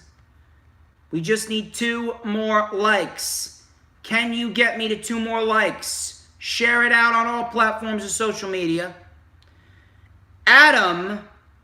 Adam says, why is Angel Garza having backstage segments and not having a match on Raw, yet Braun Strowman is having 3 segments on Raw every week? I don't fucking know, Adam. I don't fucking know. Don't worry, Danielle. I'm talking about AEW right now, so I'll be smiling. Don't worry, I'll be smiling. If it doesn't work, Earl, I'm going to kick you. Danielle, you will not be kicking Earl Cole. You will not be kicking Earl Cole whatsoever. You are going to behave. Behave. Cameron Johnson says, what was the point? Exactly. Earl Cole says, this Orton storyline was a waste of airtime, and they had no confidence in Orton's title run. McIntyre's storyline is a clusterfuck hot mess. Tell me about it. I don't know where everyone, I do not know where everyone went, but we did get one more like. We did get one more like, so we're just 1 away from 20. But I don't think 20 is enough. I think we need to get to 30. But we're going to talk about AEW Dark, which was actually a fairly entertaining show. We had a lot of standard showcase matches, but we had some interesting scenarios on AEW Dark. We had Bishop King, Joseph O'Reilly, and Sean Maluta versus Billy Austin and Colton Gunn. This was Colton Gunn's debut. Very standard showcase. Colton was very, very green in the ring to start off. Austin still looks great. We had the quick draw for the win. And then afterwards, Lance Archer came out. He choke slammed O'Reilly out of the ring onto his partners, which was great. We then had Roberts reciting a line from Enter Sandman, which I can definitely see Jake Roberts doing that. Jake Roberts says, Lord may take your soul, but your ass belongs to him, meaning Lance Archer. Only a fool would get in the ring with Lance. Lance Archer says, life and death is a very touchy subject. Lance said, death told life that you're the beautiful lie and I'm the painful truth. He says, this will happen every week until you get the message. He says he'll die, but all he has to do is be last. And he'll lay every person in AEW down to sleep. So, this was awesome from Lance Archer. I don't really know where this is leading to, but I can definitely see Lance Archer having someone big step up to him. I definitely would love to see Lance Archer versus Jon Moxley again. I definitely would love to see a Lance Archer versus an Eddie Kingston, although I do believe that Pac and Eddie Kingston are going into a program. I really don't know where this is leading to. It seems as though they're just biding their time with Lance Archer. I don't really know where it's going, but I can imagine it's leading to something. I wouldn't understand why it wouldn't lead to anything. But this was a very good promo by Lance Archer. I'm loving the promos between Lance Archer and Jake Roberts. We had Travis Titan versus Ricky Starks. Ricky Starks wins with a spear in 3 minutes. We then had Joey Janela versus Marco Stunt. This was a fun little match. Fun little match right here, nothing too special. We had Marco with a cannonball for a 2. Joey Janela with a spinning suplex on the floor to Marco. We had 2 brainbusters in the ring. Marco with a forward Spike Rana on the floor. Joey sold the shit out of it. We had a Dragon Rana on the floor. Marco landed wrong on his previously injured ankle. Joey Janela then stopped Marco's stunt on the top, and we had an avalanche Samoan driver for the win. Joey Janela defeats Marco's stunt in a fun little match right here, and that was pretty much that. I'm really hoping that Joey Janela gets the fuck away from Sonny Kiss. Get him the fuck away from Sonny Kiss. Put Joey Janela in the mid-card. I want to see Joey succeed. You're not going to have Joey succeed again with a complete fucking scrub like Sonny Kiss. Sonny Kiss is an embarrassment. We had the waiting room with Dr. Britt Baker, DMD.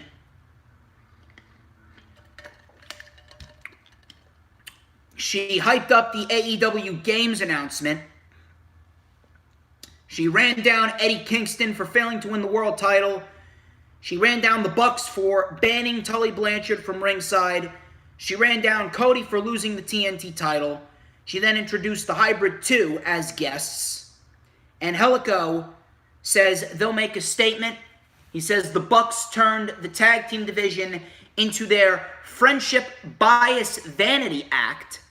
Evans says that political posture will not be tolerated. He says that the first victims are Daniels and Kazarian. This was absolute fucking garbage right here. This is absolute fucking garbage. I'm telling you, I've said it with the VIP Lounge. I've said it with Miz TV. I'm going to say it here. Wrestling-inspired talk shows need to fucking die. Get rid of them. Get rid of the wrestling-inspired talk shows. Get rid of the wrestling weddings. Get rid of the shit. It's fucking terrible. Oh, and the Hybrid 2, they are not a promo team. They are not a promo team. They came off as very, very cheesy. They did not come off as natural whatsoever. It's like I was watching them recite Mean Girls poetry. It was terrible. And I love the Hybrid 2, don't get me wrong, but they are not the promo team. They really are not. We then had Frankie Kazarian versus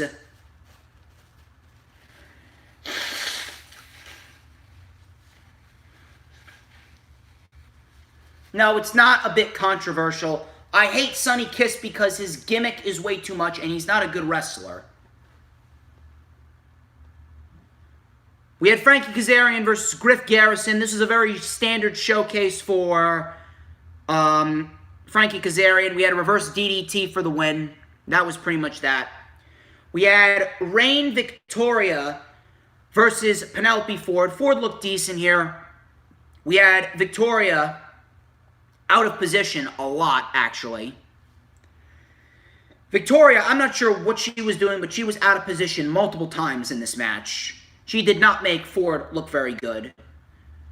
Ford won with the Fisherman Suplex, and that was that.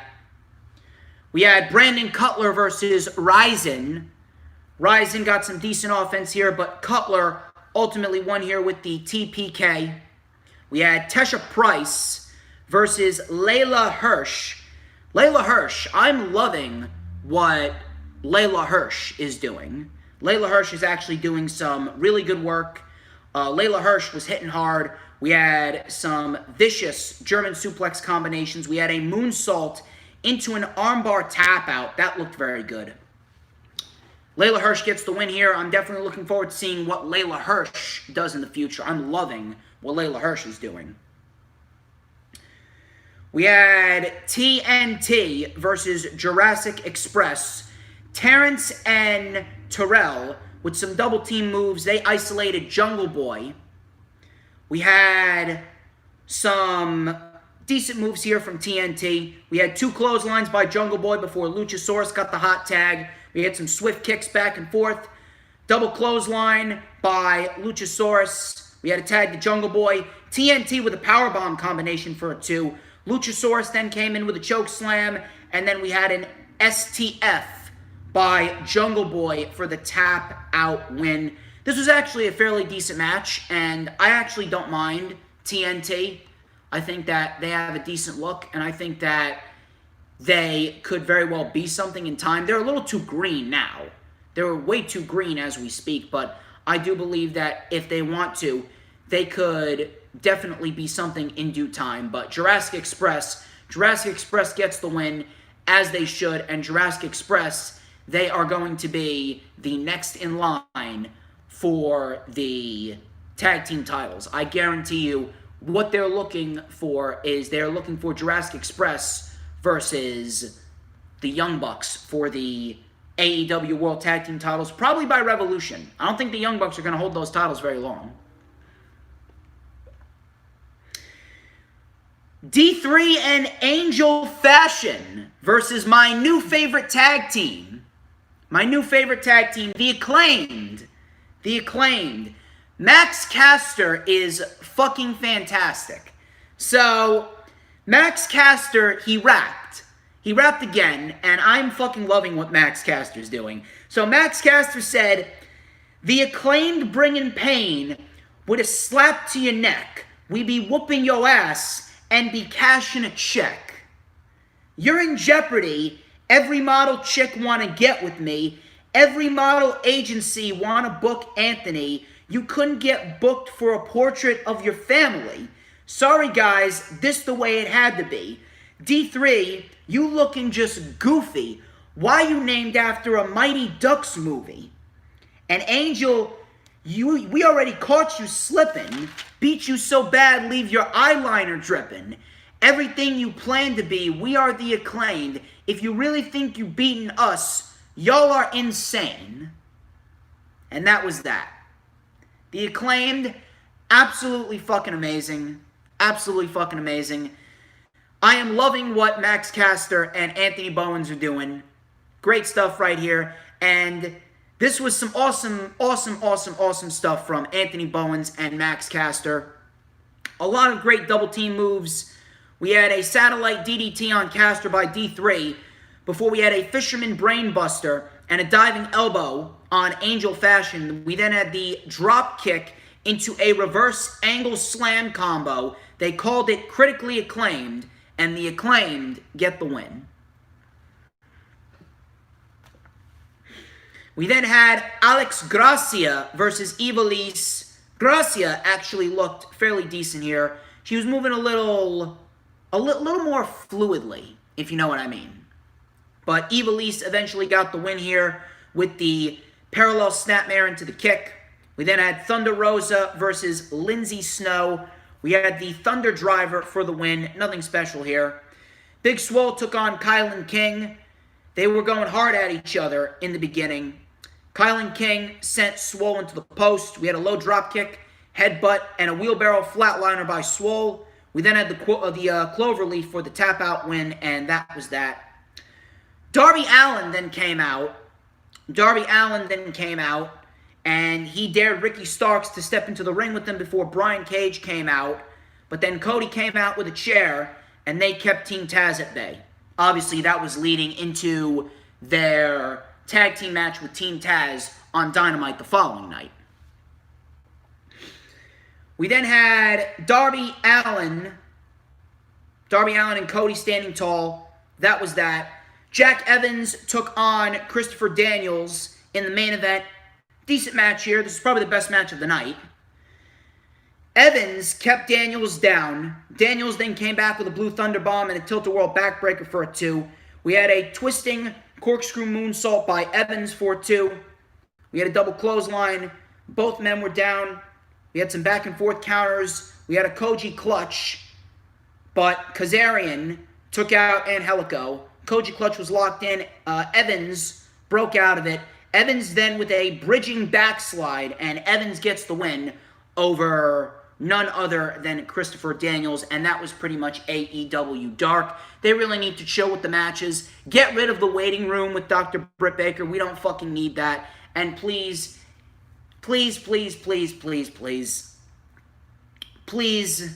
shorten the matches. We don't need 15 matches, okay? We are going to check the chat, and I do see a lot of tomfoolery going on in the chat.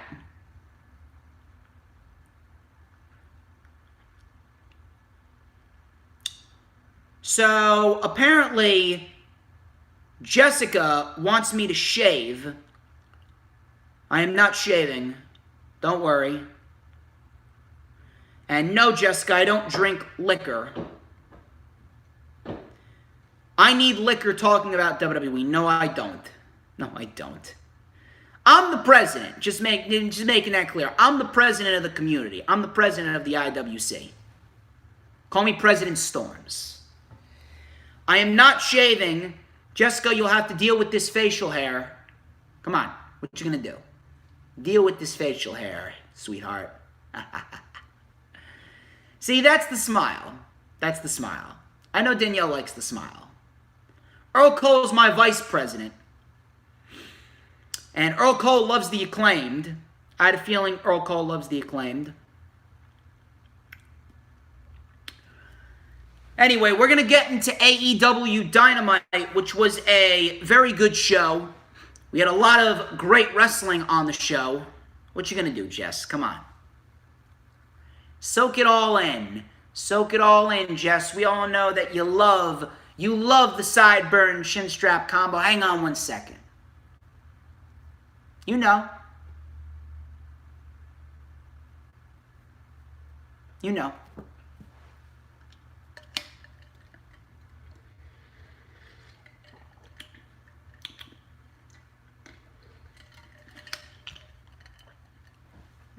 You can pet it if you want. AEW Dynamite. Hey, we got Jess Catanzaro finally joining. Where have you been? I'm glad that you joined now because we got about an hour and a half left. We got an hour and a half left in the stream. We're talking about Dynamite, actually. We're talking about Dynamite. You missed my rants. You missed my rants on Drew McIntyre winning the title again. Thank you very much, Jess. And you know what? Hang on. Let me comb the facial hair since you missed it.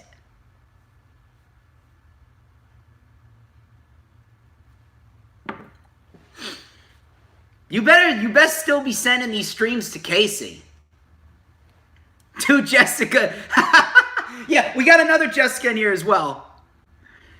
Oh, you've been listening since the Raw rant. You've been... Okay, fair enough. Fair enough. Anyway, Dynamite. I will check the chat. After the Dynamite review. So, Dynamite was a very good show here. We got a lot of great wrestling. We had the Young Bucks versus Top Flight. We had Top Flight making their debut on Dynamite. This was a great fucking match.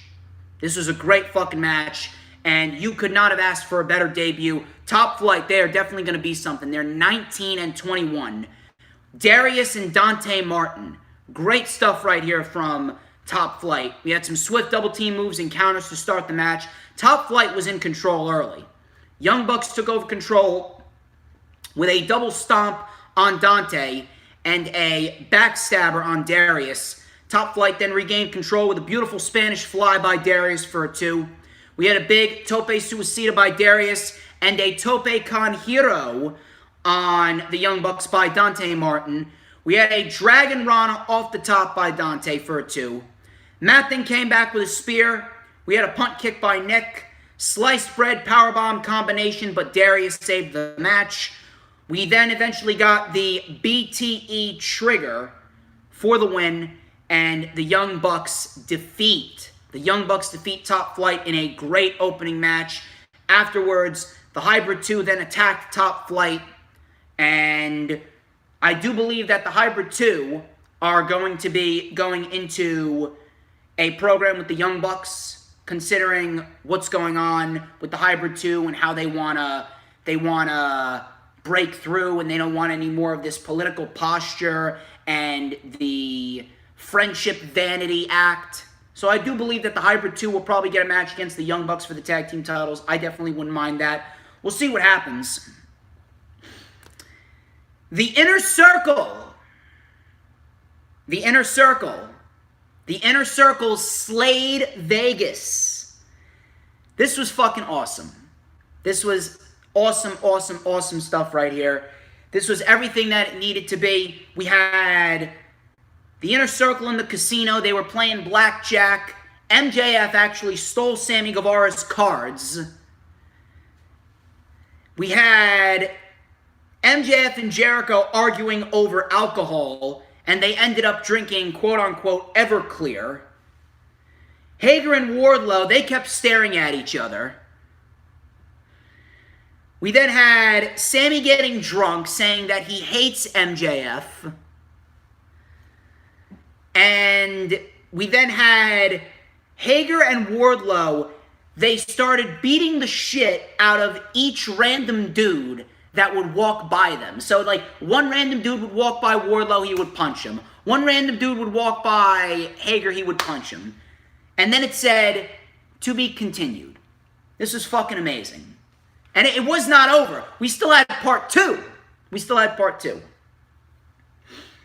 So, then we had Moxley in an interview saying that his father always told him that they're the good guys. And he actually announced that Renee Young, his wife, is pregnant. Yes, his wife is pregnant. So, big congratulations to Jon Moxley and Renee for having their first child. So, big congrats right there. And it really does go to show you how much they care about the AEW audience, because they kept that silent and they announced it on AEW Dynamite. Jon Moxley's going to be a dad. He's going to be a dad. So, big congrats to Jon Moxley. Renee Young, she's going to be an awesome mom. We then had Kip Sabian versus Orange Cassidy. And I would say this match was good. It was good. Wasn't anything too special, but it was good. I would say that out of every match on the show, this was probably the weakest match on the show. So, we had Cassidy with a suicide dive. Ford then caused a distraction. We had a springboard, enziguri, and a gut check by Kip Sabian for 2. Kip Sabian, he kept the pressure on Orange Cassidy. We then had Cassidy coming back with a crossbody and a satellite DDT for 2. The diving DDT was then countered. And Kip ended up missing the enziguri. Orange Cassidy ended up hitting the diving DDT. Kip Sabian kicked out at 2. Kip Sabian went for a corner springboard DDT, but he slipped. And this is something that not a lot of people picked up on. But, you know, you can shit on Orange Cassidy all you want. You could shit on how he's too gimmicky, or how he doesn't care, or the gimmick's stupid, blah, blah, blah, blah, blah. You can call him pockets. You could be a Jim Cornette cocksucker. But at the end of the day, Orange Cassidy's a fucking professional. And what I mean by that is, when Kip Sabian fucked up, because he fucked up, and it was a nasty fuck up. When Kip Sabian fucked up, Orange Cassidy did not stand there like an idiot. He didn't wait for something to happen. Orange Cassidy saw this and he picked up on it. Kip Sabian fucked up. He slipped. He botched. But Orange Cassidy took advantage of it. Orange Cassidy, being the professional that he is, he took advantage. He grabbed Kip Sabian. He didn't wait around, and he went right into another move. So you got to give Orange Cassidy credit there. Orange Cassidy is a professional. So Orange Cassidy took advantage. We had a Michinoku driver by Kip Sabian for a 2. Cassidy was then caught with a knee and a discus punch. Orange Cassidy then locked in the mousetrap for the win. Afterwards, Miro came down, absolutely fucking decked Orange Cassidy with a clothesline before the best friends came out to save Cassidy. I understand the concern of Miro not being placed in a major role on television simply because of the fact that he is with Kip Sabian, but I do believe that they are building up Miro and Kip Sabian for a potential match against the tag team champions, whoever they may be, and Miro could very well be a tag team champion along with Kip Sabian, because we all love Miro, but Kip Sabian, he really hasn't found his footing in AEW, so I would like to think that maybe this is a huge opportunity for Kip Sabian to really break out, and he could potentially win the AEW World Tag Team Championships with Miro. So I would wait and see how this storyline plays out. I would not mind seeing Miro and Kip Sabian as tag team champions at all. We'll see what happens there. We had the contract signing for Winter is Coming with Kenny Omega and Jon Moxley. Tony Schiavone was moderating the contract signing. He introduced both Omega and Moxley. Roberts did Omega's cocky new intro. Omega then looked like the New Japan Pro Wrestling version of himself. He looked like the Cleaner. The suit is back. The Cleaner is back. So we then had Moxley being introduced, but he did not come down. Something was going on. Moxley was then found unconscious with the doctors surrounding him, excuse me. The doctors were surrounding him, and he had a bloody nose. So something was going on, and a lot of people were actually predicting that Kenta actually attacked Jon Moxley to set up what's going down at Wrestle Kingdom between Kenta and Jon Moxley for the IWGP United States Championship. So that's something you need to keep in mind right there. Omega then took the pen and said that you're not avoiding it this time. Make sure you capture this. And Omega signed the contract. So Moxley, he will sign the contract. We are getting this match. And we will see Omega versus Moxley at Winter is Coming. So we then had the Inner Circle slaying Vegas Part 2. And this was even better than Part 1. We had some Hangover-inspired shit. Hangover, my favorite comedy movie of all time. So the Inner Circle was slaying Vegas Part 2. MJF was wearing his scarf around his head. And he says that he always wanted to be part of a wolf pack. And he recites the Blood Brothers line. Sammy Guevara was teasing cutting himself. They all howled at the moon like dogs. And then Jericho and quote-unquote Elvis woke up. They can't remember what happened last night, similar to the Hangover. Sammy was in a fountain. Sammy married about 3 women. So Sammy was taking over the role of Stu in this one. Hager and Wardlow, they were gone. Sammy wrote soft all over MJF's face. We then heard crying, and then Jericho and Elvis opened the door to a closet, and we had Hornswoggle in a diaper crying. And Jericho said, guys, we got a problem. This is fucking great. Hangover-inspired shit. This is the type of shit that I can see these guys doing. This was great. This stole the fucking week for me.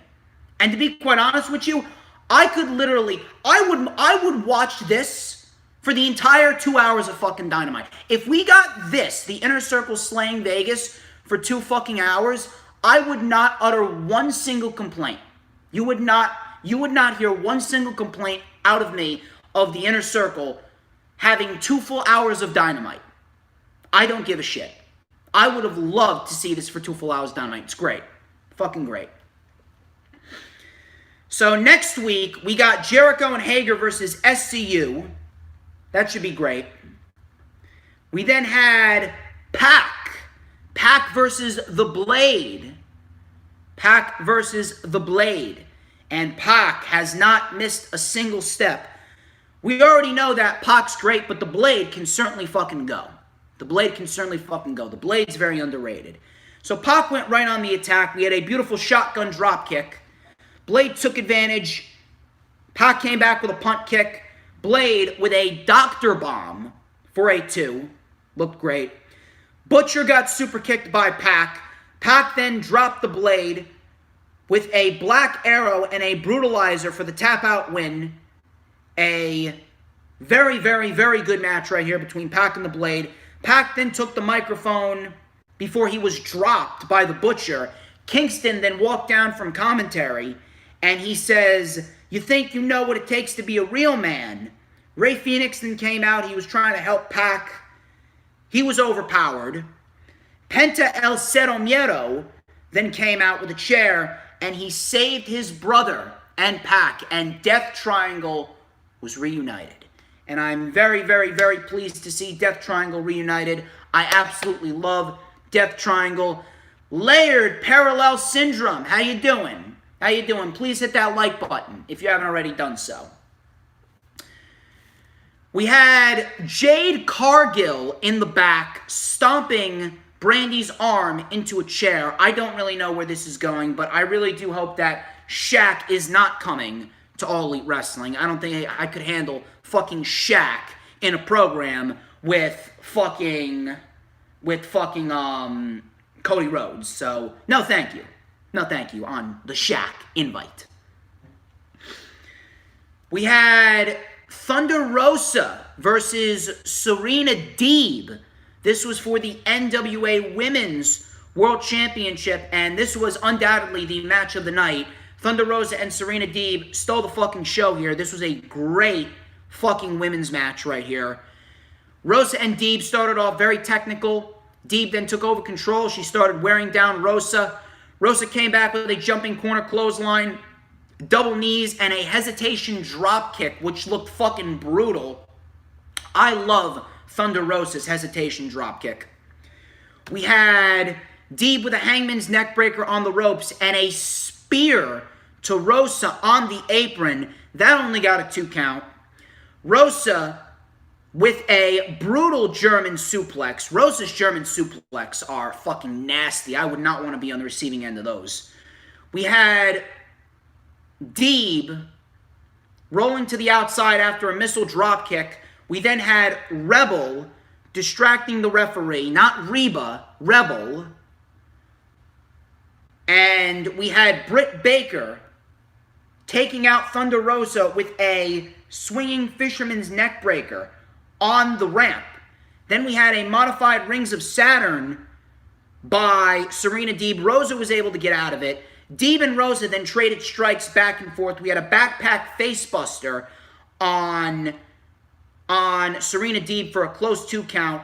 Back and forth counters we go. We ended up having Serena Deeb hitting a modified Styles Clash on Thunder Rosa, and Serena Deeb retains the NWA Women's World Championship in a great fucking match. I really do hope that we see more of this from the AEW women rather than just the NWA women. And then afterwards, Rosa pulled Britt Baker out of the crowd, and she beat her down while the refs separated them.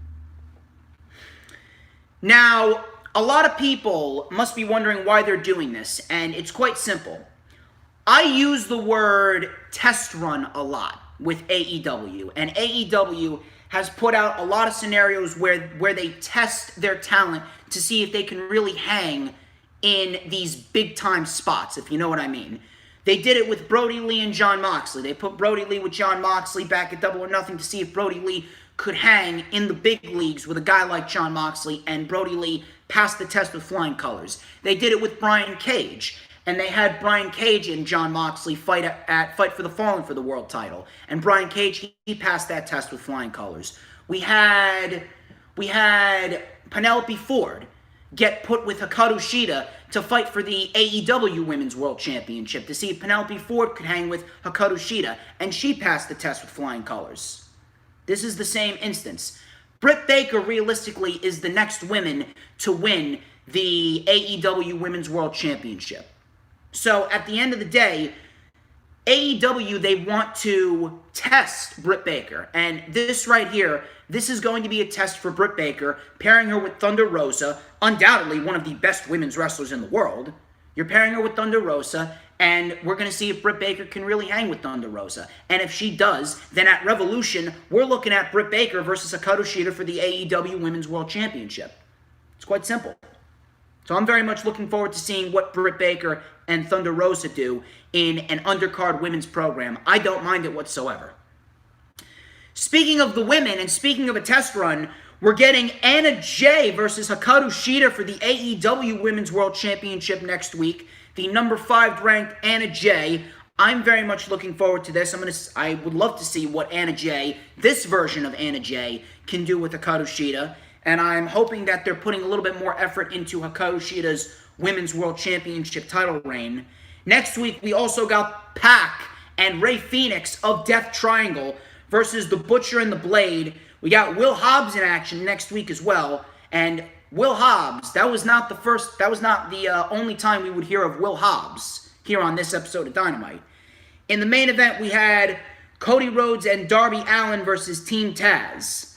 Cody with a moonsault press on Cage, 482. We had Darby with a springboard standing coffin drop. Cage then took advantage with a power bomb to Cody on the floor. We had a roll-up on Starks for a 2. Cage with a German suplex to Darby while Darby was holding Ricky Starks, so he pretty much fucking German suplexed his own fucking partner. We had a disaster kick by Cody to Cage. We had a spear by on Cody Rhodes by Ricky Starks. Then we had a code red on Brian Cage for a 2. Starks barely saved that match. We then had a crossroads on Starks, an angle slam by Cage on Cody, and then out of nowhere we had an avalanche drill claw. Yes, an avalanche fucking drill claw on Darby Allin by Brian Cage, and Brian Cage pins Darby Allin, and Team Taz wins. This was a very fun match. This was a very fun main event, but in no way, shape, or form should Darby Allin have taken the pinfall here. If Team Taz was going to win, then Cody should have taken the pinfall here. I'm not sure why you had Darby Allin take the pinfall here. I've said it once and I'll say it again. There's no reason for a champion to be losing in non-title matches. That devalues the credibility and the specialness of a champion, if you know what I mean. That's ultimately going to hurt Darby in the end of it. You really couldn't have found another way to get Cage a TNT title opportunity. Cage is ranked. Cage is ranked in the top 4. So that right there, if Anna Jay is ranked in the top 5 and she's getting an AEW Women's World title opportunity, but Brian Cage is ranked in the top 4 and you need to have him pin Darby Allin just to justify him getting a title opportunity, makes no fucking sense. I did not like that at all. In no way, shape, or form should Darby Allin have taken the pinfall. Fun match, but if Team Taz was going to win, Cody should have taken the pin. So then afterwards, we had Team Taz attacking Cody and Darby before Will Hobbs came out. Will Hobbs held up the FTW World Championship, but he hit Cody with it. And yes, Will Hobbs joined Team Taz. This is going to be a very, very interesting scenario, and I'm very much looking forward to seeing what Will Hobbs does with Team Taz. Very few blips here on AEW. I would not have Darby Allin had taken that pinfall loss. But regardless, it was a very fun main event tag team match. Looks like we're going to get Darby Allin versus Brian Cage for the TNT title, possibly at Winter is Coming on December 2nd. Let's check the chat. Let's check the chat before we move into NXT. So, Jess is a big fan of Danielle. Jess is a big fan of Danielle. Oh, God. Jess saying, sup, fam. And I read that in your voice, by the way. I read that in your voice. Layered Parallel Syndrome, thank you for coming. Jessica, Serena is amazing. She coached Casey. Really? She coached Casey. That's awesome. So happy she won the title and is getting good opportunities. Absolutely. Danielle, welcome back. Welcome back. Peanuts is saying hello to David. Or no, Peanuts' first name is David. Excuse me. So I guess I can call you David. Do you want to be called David or Peanuts? I don't know why. Peanuts just sounds so wrong.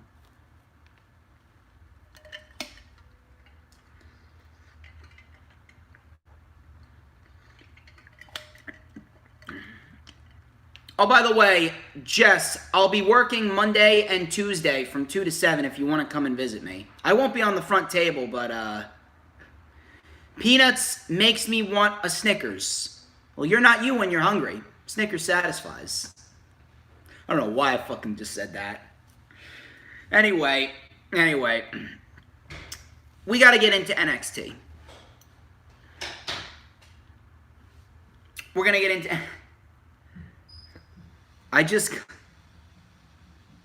See, you know why it's your favorite? It's your favorite because I'm there. Just be honest with me, all right, Jess? Be honest with me. It's your favorite because I'm there. And I'm Casey's favorite content creator in the IWC. Exactly. There you go. See, what we need is we need Casey in the chat. But I don't think that Casey could watch me because Vince McMahon fucking hates me. Vince McMahon fucking hates me because I call him out on his shitty product. And I'm going to call him out here because NXT was fucking terrible.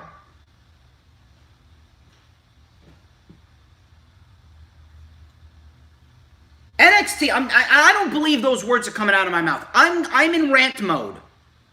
I am in rant mode right now, so strap in. I'm going to check the chat after my NXT review. I am in rant mode. Danielle, stop dabbing. Danielle, stop dabbing. You're not smiling.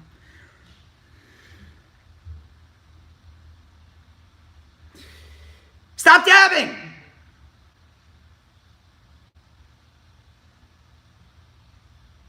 Have a good one, Earl. Going to saute my bok choy. Awesome. Danielle, I will reach through this screen.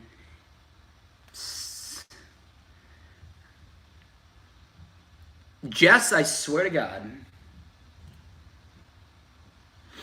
I swear to God. Jess! I'm in rant mode! NXT sucked! And I don't believe I'm saying that. This shit's serious. I do not believe I'm saying that. NXT sucked.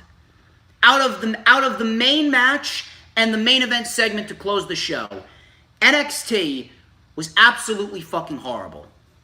I'm telling you, it was almost on Monday Night Raw levels of bad. Jessica, stop. I'm not answering the chat until after I'm done ranting. The show started off with Leon Ruff versus Johnny Gargano. Now, ultimately, right out of the gate, you know that right out of the gate, it was going to be a shitstorm from the get-go, with Leon Ruff kicking off the show. Gargano came out and he said last week was a fluke. He says, you're just a pawn in Damian Priest's game to make me look like a fool. He called Ruff a joke before hitting him with a cheap shot, a cheap forearm.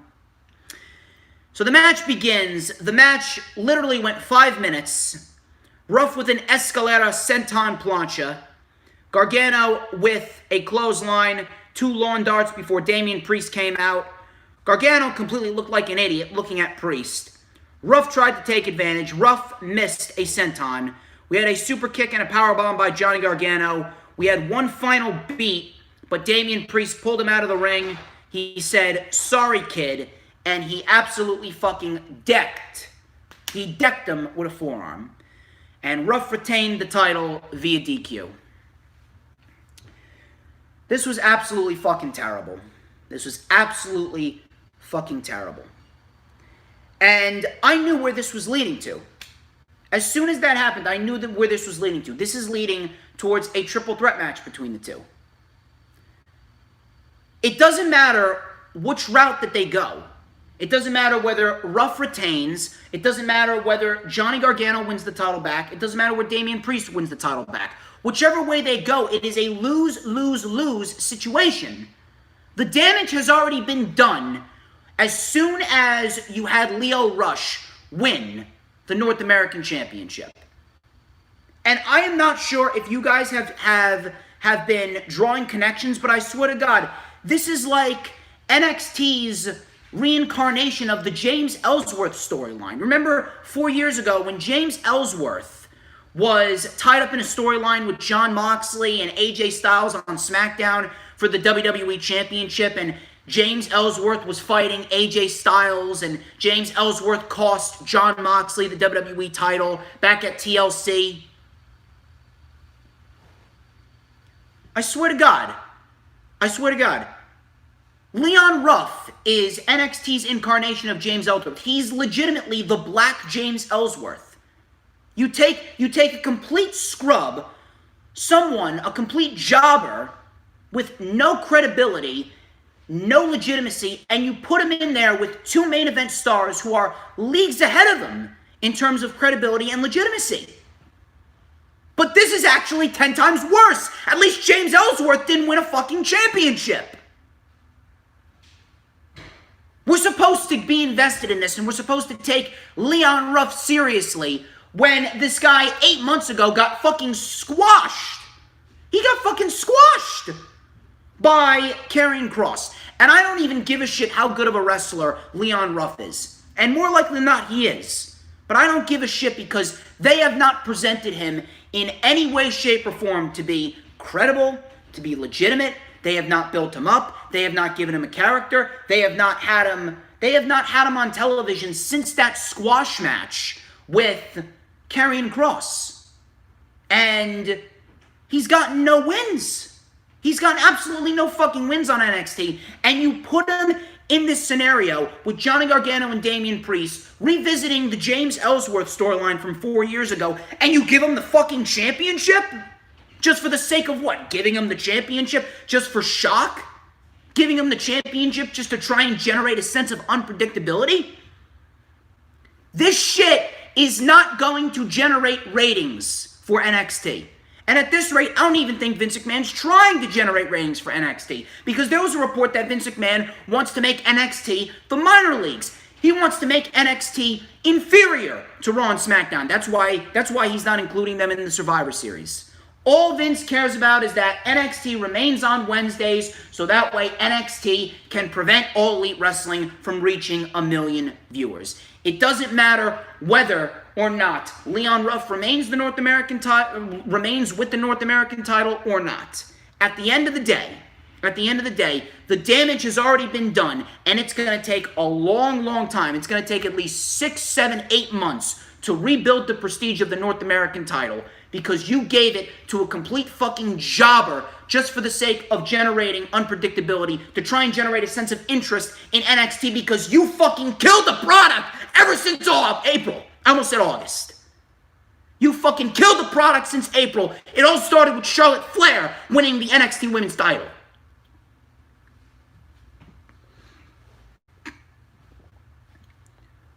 If Leon Ruff remains the North American champion for God knows how long, it already devalues the prestige of the title because now you're pretty much saying that Leon Ruff can't defend the title on its own, or on his own. Leon Ruff can't defend the title on his own. Leon Ruff is ultimately going to be an afterthought when he loses the North American title. If Johnny Gargano wins the North American Championship, then I'm going to ask the question, why did you even take the title off of him to begin with? Why did you even take the title off of him to begin with? Then on top of that, if Damian Priest wins the North American title, why did you even take the title off of Priest to begin with? At the end of the day, Damian Priest never should have lost the North American title.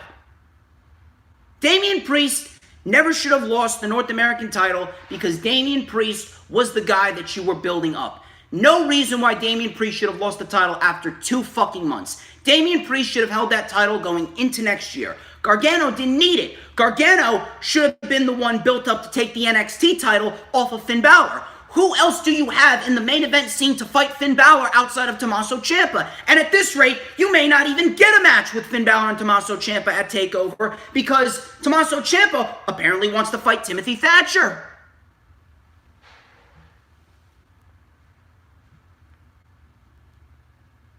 It is unfucking believable. Unbelievable. Oh, and don't even get me started on what we saw after that. We had Dexter Lumis versus Cameron Grimes, or Cameron Grimes. Because I'm going to the moon. And he wasn't going to the moon in this match. He was going over the fucking chain barricade, running away from Dexter Lumis. A fucking blindfold match with Dexter Lumis and Cameron Grimes. This is what NXT has devolved into. A fucking blindfold match. This was fucking embarrassing. Lumis stood in one spot while Grimes was running around the ring like a fucking idiot. Grimes was running around the ring like a fucking idiot. Grimes, he was running into turnbuckles. Then he started attacking the ref. The referee was down. He took his blindfold off. He went for the cave-in, but Lumis dodged it. Lumis then took his blindfold off. He started attacking Grimes, and Grimes ran away. The first 30 minutes of NXT was fucking terrible. And then in the back, we had Priest, Regal, and Ruff in the back. Ruff slapped Damian Priest and said he's nobody's joke. I think you are, Leon Ruff. WWE's treating you like a joke because they put you in a match with Johnny Gargano just for the sake of having you win the title. They're giving you a token title reign just for the hell of it. And we all know that this is the only title reign that you're going to end up having in the WWE. Because as soon as Vince McMahon sees you, you are 205 Live bound for life. You are jobber territory bound for life.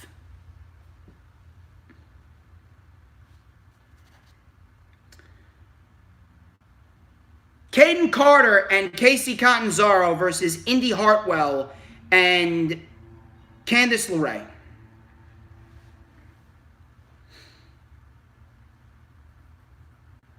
Listen. Caden Carter is very underrated, and I do want to see more of her. I really want to see her succeed, and everybody knows I adore Casey Catanzaro. I adore the chick, but I did not give a shit about this match. I really didn't give a shit about this match. Indy Hartwell's fucking terrible. Indy Hartwell is absolutely fucking terrible.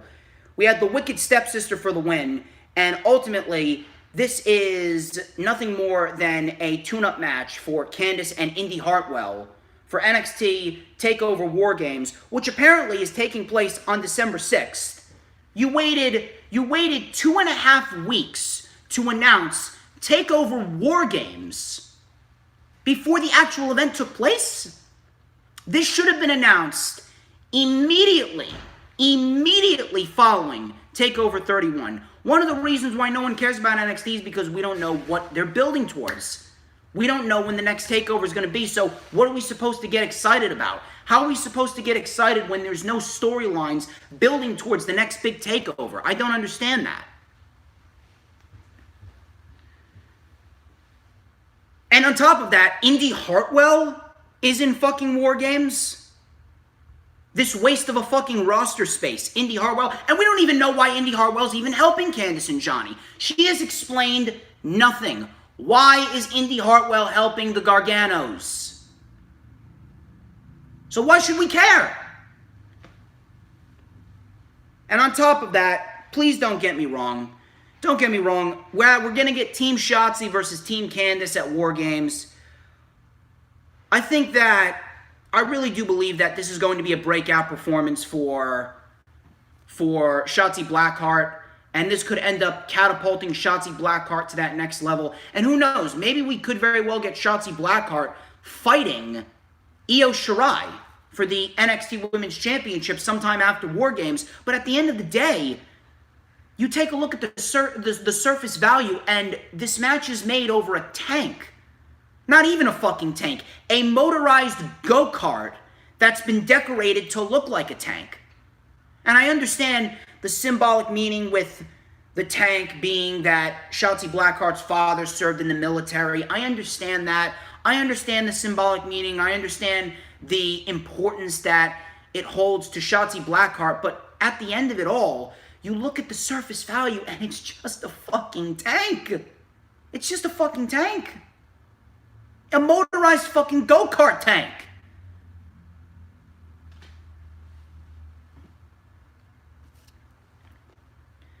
Arturo Ruas versus Kushida. This is a very technical matchup here. Really nothing too special. Kushida picked up the pace. He stomped on Ruas' hand, and we had a modified pinning combination, almost a Last Supper, similar to what Darby Allin does, for the win. And Kushida continues his momentum. Kushida gets the win. I do not know where this is leading to. I do not know where this is leading to, and to be quite honest with you, I'm not sure if that's a good thing or a bad thing, because we have Finn Balor, who is back. Finn Balor has returned, and he does not have a challenger for War Games. We don't even know if Finn Balor is going to be on the card for War Games. So I don't know what's going on there. I really don't know what's going on there, but it seems as though Kushida could be being built up to be Finn Balor's next challenger. And if so, does Kushida win the NXT Championship? I don't know. They're kind of booking themselves into a corner, because if Kushida's the next in line to beat Finn Balor, then Finn Balor's only going to have a 3-month title reign. And if Kushida is placed in this scenario, then he pretty much has to win, because you're not going to have Kushida get built up all of this time. You're not going to have him beat Velveteen Dream, beat Ciampa, beat Arturo Ruas, beat Austin Theory. You're not going to have him beat all of these individuals and it not even result in anything. So I don't know what's going on there.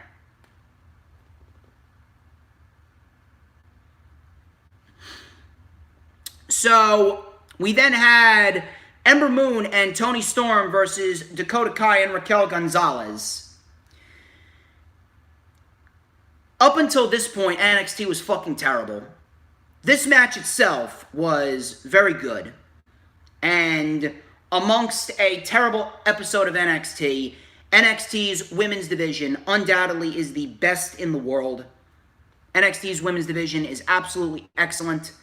Raquel Gonzalez didn't even look half bad here, and I can't fucking stand Raquel Gonzalez. So, Ember and Toni were in control early before Raquel and Kai isolated Storm. We had a tag to Ember. Ember lit up Raquel Gonzalez with some swift kicks and strikes. We had a diving code breaker before Dakota Kai saved that match. Raquel with a big boot to Ember.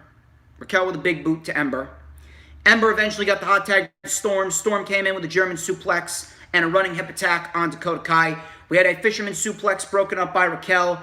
We had a headbutt by Toni Storm to Raquel, and a beautiful satellite DDT by Ember Moon. We then had a super kick by Dakota Kai and a double clothesline, and both women are down. Moon then with a suicide dive taking out Raquel. We had a small package by Toni Storm on Dakota Kai for the win. This was a very, very good women's tag team match. Afterwards, Candice LeRae and Indy Hartwell then attacked Ember Moon and Toni Storm. They gave them to Raquel and Kai, and Raquel hit a one-armed powerbomb on the both of them, obviously building towards War Games. So I assume that Team Candice is complete. It's going to be Candice, Indy Hartwell, Raquel Gonzalez, and Dakota Kai. I would assume that Ember Moon and Toni Storm will be on Shotzi Blackheart's team. We had Timothy Thatcher versus August Gray. Thatcher absolutely toyed with August Gray throughout the match. We had a guillotine choke for the tap-out win, and that was pretty much that. He tried to continue the assault before Tommaso Ciampa's music hits. Thatcher then said he didn't have a problem with him, and then he left. Now, I mentioned Kushida versus Finn Balor, and I mentioned that because if that's the match you're building towards at TakeOver War Games, should it even take place, then Kushida needs to win.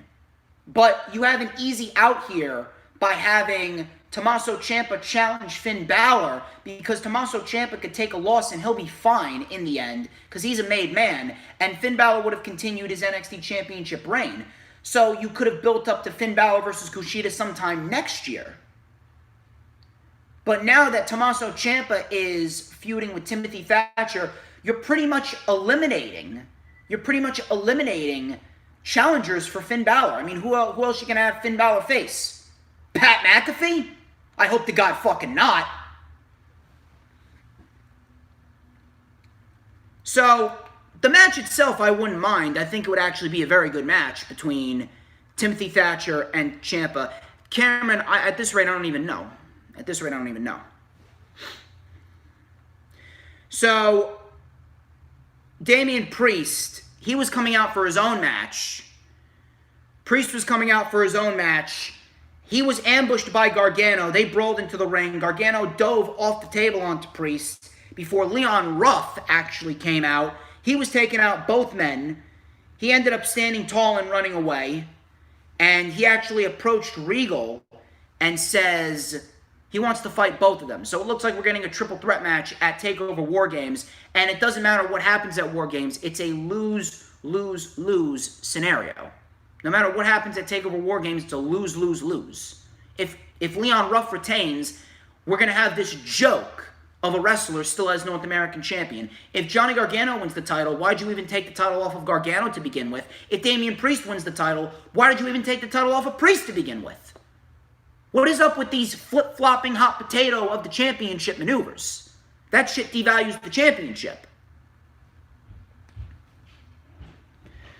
So, it was announced that Kevin Owens will be a special guest commentator next week for NXT because Wade Barrett's not going to be there. Boa was approached by William Regal. He looked absolutely horrible. He looked like he hadn't slept in God knows how many days. He says that she's coming. I'm sorry, no Zaya. I don't know who's coming. I don't know who she is. But if I'm to make a speculation, I'm going to make this speculation here. Meiko Satomura, there was a report that Meiko Satomura is doing training for NXT UK. If the UK goes on a lockdown again, then they're not really doing much in NXT, UK specifically. So are they going to try and bring Meiko Satomura over to NXT? And is she going to be in the NXT women's division? I don't know. Possibly. We'll see what happens. And then in the main match of the night, we had Rhea Ripley versus Io Shirai. This was for the NXT Women's Championship. Now, first things first, I'm going to say something negative. Of course I am, because it needs to be said. But I will get the positive out of the way first. The match was excellent. The match was excellent. The match was a takeover-worthy match, and we're going to dissect it. Rhea with a beautiful stalling suplex to Shirai. Shirai came back with a German suplex off the middle rope to Rhea. Shirai then mounted a comeback where she wrenched on Rhea's arm. We had Rhea getting sent into the steps arm first. Rhea then came back with a basement dropkick and a reverse cloverleaf. She was actually bleeding from her ear because Io Shirai ripped out some earrings from Rhea Ripley's ear, which looked fucking nasty. So she wrenched on Shirai's leg, but Shirai refused to tap out. She then reversed the riptide into an armbar. Shirai then with a 619 and a missile dropkick for a 2. Shirai then missed the moonsault and got hit with a clothesline that turned her inside out. That only got a 2. We had a DDT spiking Rhea on the top of her head. Shirai then with a sunset flip powerbomb to the outside, sending Rhea through the announce table. Rhea crawled back into the ring. She beat the count, but got hit with the over-the-moonsault. And Io Shirai retains the championship in an excellent match. Afterwards, Io Shirai and Rhea Ripley, they hugged. And it really did look like Rhea Ripley was main roster bound. The match itself was excellent, but I don't understand why you would do this on free television. Again, I'll state, are you really that desperate for ratings? You have NXT TakeOver War Games coming up in less than 3 weeks, and you couldn't have waited to do this match on TakeOver War Games? Is Io Shirai going to be Shotzi Blackheart's final partner? Is Io Shirai going to be involved in War Games? So you're telling me that she's not going to even defend the title on the card? And even if she's not a part of War Games, is she even going to be on the card defending the championship at all? And if she does, who's it going to be against? There's literally no one else. There's no reason why this match should have taken place on free television. If you had a TakeOver coming up, then this match should have been saved for NXT TakeOver, where you could have built up to having Rhea Ripley have her final send-off at a TakeOver. Instead, you're wasting it away for free on television just for the simple fact of you want to drive up some ratings. So you put these two out on television and boom. Which, by the way, the ratings didn't go up because AEW's ratings actually went up. Your ratings stayed the same. NXT's ratings stayed below 700,000. Just to be clear with you.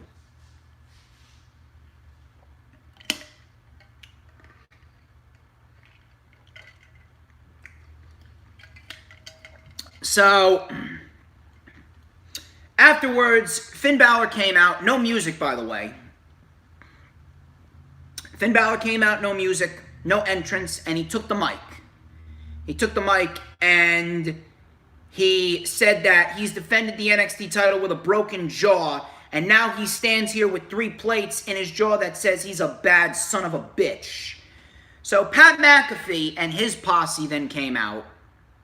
Pat McAfee and his posse came out, and Pat McAfee said that you came into our house. He called Maverick a tiny little good hair having, bad dancing son of a bitch.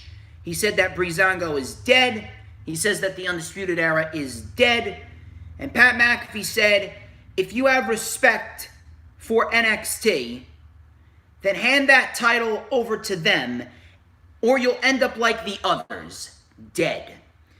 Finn said, it's easy for the mice to play when the cats are away, but now the cat is back, and look what I just dragged in.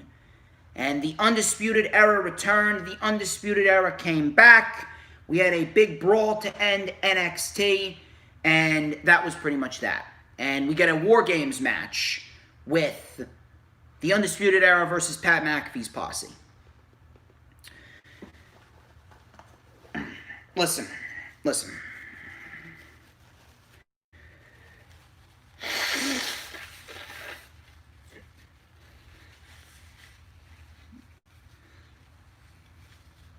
Was this a bad segment? No. This was not a bad segment. But the fact of the matter is that this was insanely predictable. It didn't have that much impact. And when you announced War Games earlier on in the show, you pretty much spoiled the fact that the Undisputed Era was coming back. And on top of that, this War Games announcement, I'm not sure if you guys are sensing this, but it's overshadowing Finn Balor and the NXT Championship. And here's another thing. It almost seems like they're just doing War Games for the sake of doing War Games.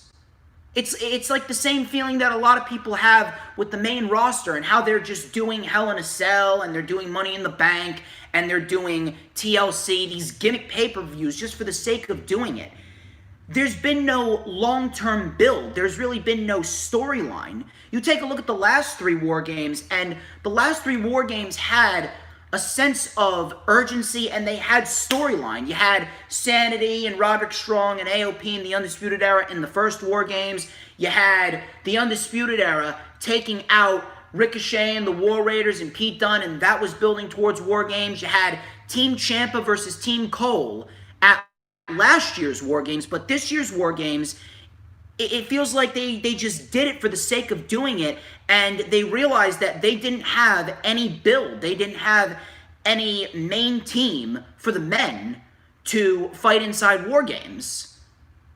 And they spent all this time worrying about AEW's ratings, and they spent all this time worrying about getting championship matches out there on television for the sake of getting championship matches out there on television to have one champion lose their championship and spark up some unpredictability, spark up some shock and awe interest. And you were so focused on all of this, you purged. You had Vince McMahon purging 6 NXT talents, taking away from the roster to a point where you don't have anyone. You don't have anyone. See, what you should have done is you should have had Keith Lee remain in NXT. You should have had the members of Retribution remain in NXT. Keith Lee and Adam Cole should have been your main event for NXT TakeOver 31. Keith Lee should have won the title there. And then the Undisputed Era could have gone on a rampage. The Undisputed Era could have gone on a rampage where the Undisputed Era would have beaten up a couple of random guys. They would have been beating up random guys because they want to take back NXT. They don't have any gold. Now they're going to take out their aggression on everyone. Now they're going to beat up random individuals, and they're going to remind everyone that this is their show. They run NXT. There was no reason to have Pat McAfee and Adam Cole at TakeOver 30, no matter how good it was. You should have had Adam Cole and the Undisputed Era go on a rampage. After Adam Cole lost the NXT title to Keith Lee, they should have attacked all these random people, and then you could have had these individuals, these 4 individuals that the Undisputed Era attacked. You could have had these individuals band together and revolt against the Undisputed Era, and that could have been your War Games match. That could have been your build. The Undisputed Era wanted to take back NXT, and they did not think about the consequences of their actions. Thus, 4 guys that they attacked decided to band together. You could have had Keith Lee in there. You could have had Finn Balor in there. You could have had Damian Priest in there. You could have had Kushida in there. And that could have been your War Games match. That would have been much better than recycling a storyline with Pat McAfee that realistically was finished with. Pat McAfee lost to Adam Cole. There was no tomfoolery. There was no fuckery. There was no interference. Adam Cole and Pat McAfee, they got into a program, and Adam Cole beat Pat McAfee straight up. No bullshit. So what was the fucking reason for this storyline to continue? There is no reason. You're recycling the storyline because you legitimately have nothing else. You recycled the storyline that realistically was finished with because you legitimately had nothing else for War Games. And if you don't have anything else for War Games, if you don't have a long-term built storyline, if you don't have a legitimate built storyline for War Games that makes sense, then don't do fucking War Games. There's no reason for you to do it just for the sake of doing it. If you want to have it be a yearly tradition, then build this shit up over the course of X amount of months. Don't recycle a storyline just because you don't have anything else on tap for War Games. Literally, one War Games match is built off of a storyline that should have been over with and already ended back in August, and then another storyline is being built over a fucking tank. This is what NXT's devolved into?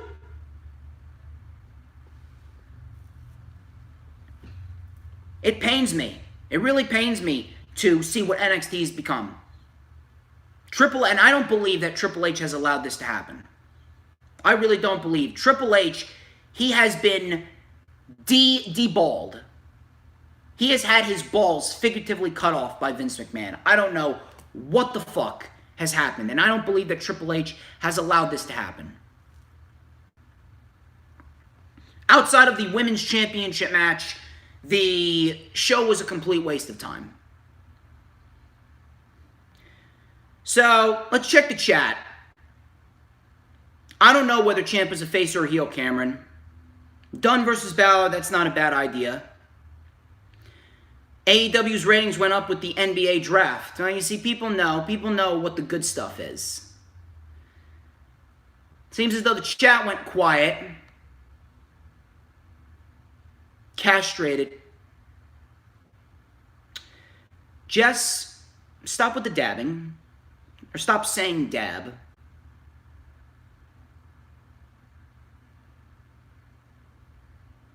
Danielle!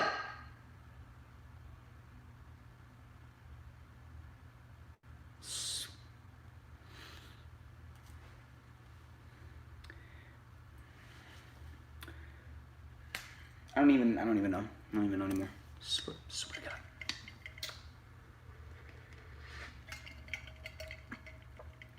to God. I swear to God. Jess, I swear to God, Jess is gonna send this to Casey, and Casey's just gonna like be like sitting on her bed, just watching me get all pissed off at Danielle and you dabbing in the chat, and I'm just, and I don't even know. I don't know.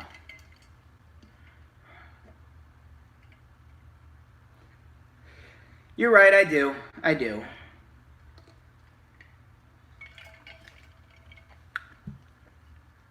How you doing? Camilo Corrales. How you doing? Hit that thumbs up. So we're going to talk about NXT UK. Let's talk about NXT UK. We got 2 more shows to get through. NXT UK was actually a fairly decent show. You told who that it's lit in here? Well, hey, I did this to make you smile, Danielle, but it looks like now you're making me smile. We still got 2 more shows to get through, so if you want to ask me some questions in the end, you definitely can, and we can bullshit in the end, but we still got 2 more shows to get through here. This is still the Lightning Flash update. This is still the Lightning Flash update.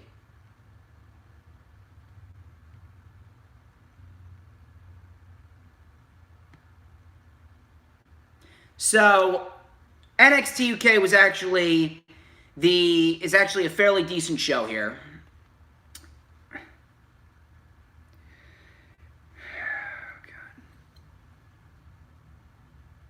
It is Jess's fault. It's always Jess's fault. When in doubt, blame Jess.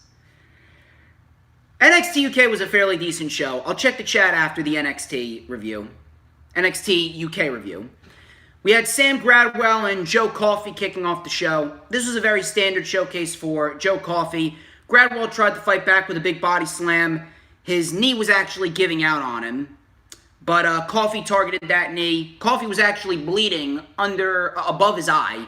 He ended up hitting Aura Best for the Bells for the win, and Joe Coffey gets the win. Afterwards, we had a confrontation backstage with Joe Coffey and Alexander Wolf. Looks like we could be getting a match between them two at a later date, which I would not mind. So, we then had Pretty Deadly versus Oliver Carter and Ashton Smith. We then had Smith with a beautiful vertical suplex. We had Carter getting the tag. Carter then with a crossbody for a 2. Pretty Deadly took over control. Pretty Deadly was preventing Carter from making the tag. We had Carter eventually getting that hot tag. Smith then came in with a couple of shoulder tackles and a beautiful Blue Thunder Bomb for a 2. I love Ashton Smith's Blue Thunder Bomb. We had a super kick by Carter and an aided 450 splash, but Stoker put Howley's foot on the rope. We then had a roll-up with the tights by Howley for the win, and Pretty Deadly gets the win here. This was a very good match for 9 minutes, but I need to point something out here. No matter how good this match was, and it was a very good match for 9 minutes, Pretty Deadly was carried. Pretty Deadly was carried through this match. And Ashton Smith and Oliver Carter got the majority of offense here. So, it's not like Pretty Deadly's a bad team, but they're definitely more enhanced by their characters rather than their in-ring skills. They're very green. They're very standard in the ring. So, if you really want to break out, you're going to have to show me something else. I think that they have potential, but right now they're just way too green. They're just way too standard. I do believe that one day that they'll be ready, but I don't know. It just seems as though right now they're just being carried to great matches. I really don't see anything special. I see a lot of standard moves from Pretty Deadly. There's really no moves that really make me gravitate towards Pretty Deadly. Like, oh my God, I want to go out and watch Pretty Deadly. Their their area in which they're going to excel at the most is their cocky pretty boy characters. But I need something more than just the character. You can only get so far with a character in modern day wrestling. You need to make sure that you're a great fucking wrestler. So this was a very good match for 9 minutes. Ashton Smith and Oliver Carter, I believe, led Pretty Deadly to their best match to date, but at the end of the day, I'm going to need to see a lot more than just some cocky pretty boy characters. I need to see some actual fucking work in that ring. So let's see what Sam Stoker and Lewis Howley have to offer. They've gotten 2 wins under their belt. Let's see what else they can do. Andrews and Webster were in the back. We had Andrews saying that he's not surprised by what Dennis did because he'll do anything to get ahead.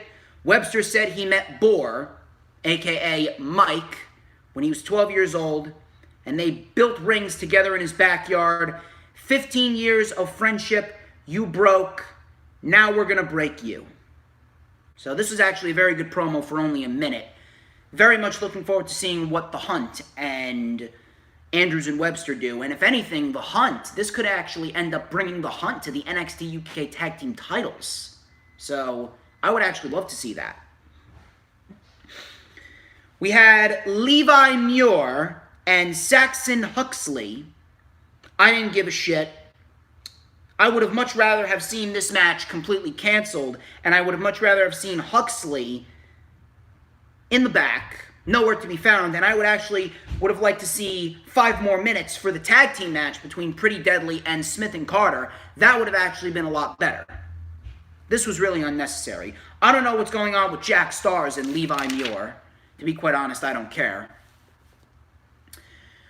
Next week, we got Trent Seven and A-Kid in the finals of the NXT UK Heritage Cup Tournament next week. And next week, we also got Jordan Devlin, who I am a huge advocate of, versus Amir Jordan. This is for the NXT Cruiserweight Championship, which I cannot wait for. I'm very much looking forward to seeing Jordan Devlin back in action, defending that championship.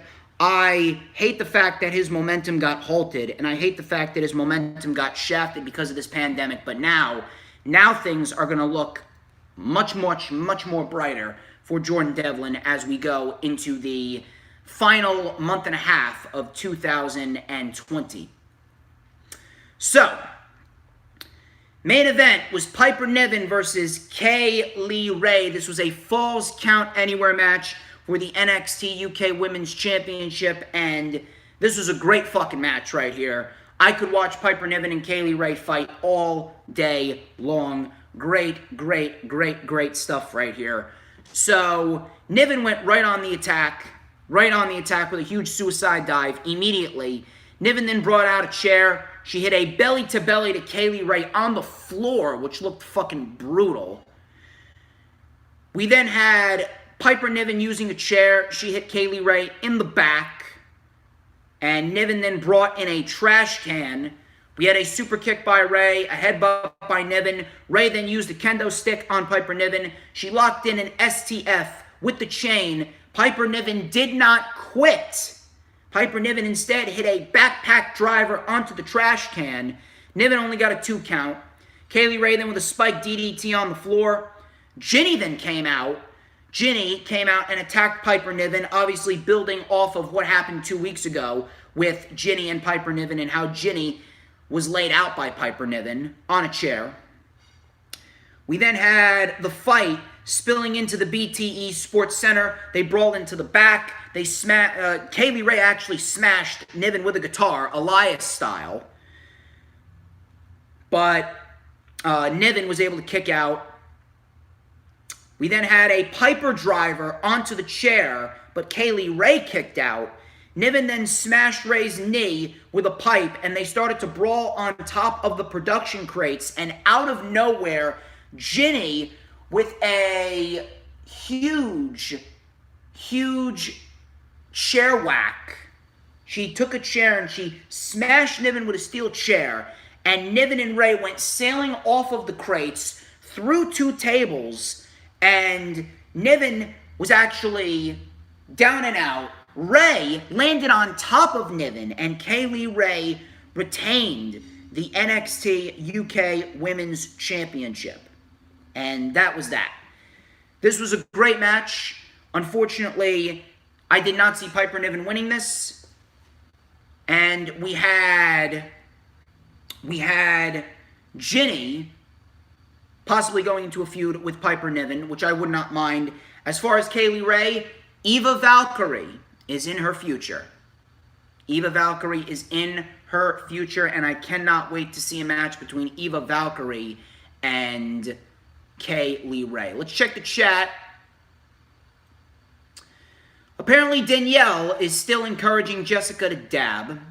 David Maniscalco is back. Please hurry back, Jess. So I do believe that the NXT UK Women's Division is going to be very, very, very, very... What's the word that I'm looking for? I do believe that it's going to be talked about a lot. I really do believe it's going to be talked about a lot in the next few weeks. I do believe that we are going to see Eva Valkyrie get built up over the course of the next couple of weeks into the months, possibly next year. We could very well see the UK go on another lockdown, so I don't know whether or not we are going to see an NXT UK Women's title match between Eva Valkyrie and Kaylee Ray. I don't know if we are going to continue seeing NXT UK episodes. But next week is Thanksgiving, and on Thanksgiving, we are going to see Trent Seven versus A-Kid. That is the NXT UK Heritage Cup Tournament Finals. We're going to see Jordan Devlin and Amir Jordan. I would like to see A-Kid win the finals. I would love to see A-Kid win the finals. We'll see what happens there, but NXT UK was very good. That was probably the second best show of the week, next to Dynamite, of course. SmackDown, as Earl Cole said, SmackDown was half-baked. We did get some decent wrestling in the second hour. But ultimately, SmackDown was a very skippable show. We had the Street Profits and Big E starting off SmackDown with another backstage segment where Big E said the New Day was here. And this is the third week in a row. That we're seeing Big E in a backstage segment with the Street Profits. This is legitimately the best that you got for Big E. Yet we're supposed to take him seriously as a potential Royal Rumble winner and a potential competitor against Roman Reigns at WrestleMania. You must be out of your fucking mind if you think that anyone's going to take Big E seriously if he's still doing the New Day shit, number one, and he's not even competing on SmackDown. He's not even on the Survivor Series card. So Kofi and Woods, they go to the ring. They said that the Street Profits, they don't want this fire. They do an Undertaker sit-up before Sami Zayn comes out. So Sami Zayn says he's got beef with Taker. He says that he'll beat Bobby Lashley. He says that he's giving the New Day a chance to talk about Sami Zayn. Baron Corbin then came out. Baron Corbin said, "Didn't you have a farewell match?" He says, "You gotta go." Rude and Ziggler then came out. They say they deserve a tag team title opportunity. How you doing, Dominic Hayes? Please hit that like button when you come in. So, the New Day, they try to start turmoil between all these four men. Woods says they should have a match and the winners get them for the titles. We then had Rude and Ziggler attacking the New Day. Street Profits then save them. Ford then does a tope onto the pile. What do you think happened? An 8-man tag happened. So, let me get this straight.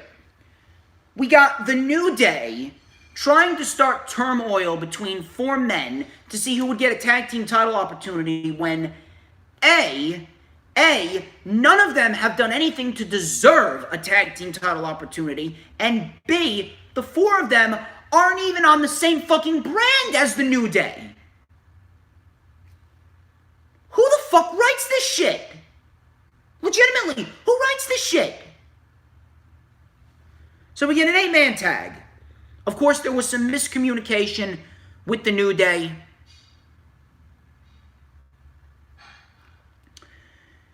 There was some miscommunication with the New Day and the Street Profits, obviously trying to create tension. Kingston mounted a comeback before Woods got a hot tag, a swinging DDT for a 2. We had a tag to Dawkins, spinebuster by Rude. Sami Zayn got tagged in. And we had Sami Zayn not even receiving any offense in the match up until this point. And then out of nowhere, he gets tagged in, and he was in the match 10 seconds, and he gets hit with the cash out, and he loses. Out of everyone in this match, you pinned the Intercontinental Champion. First off, the match didn't even need to take place, but out of everyone in the match, you pinned the Intercontinental Champion. This company never fucking learns. They never fucking learn.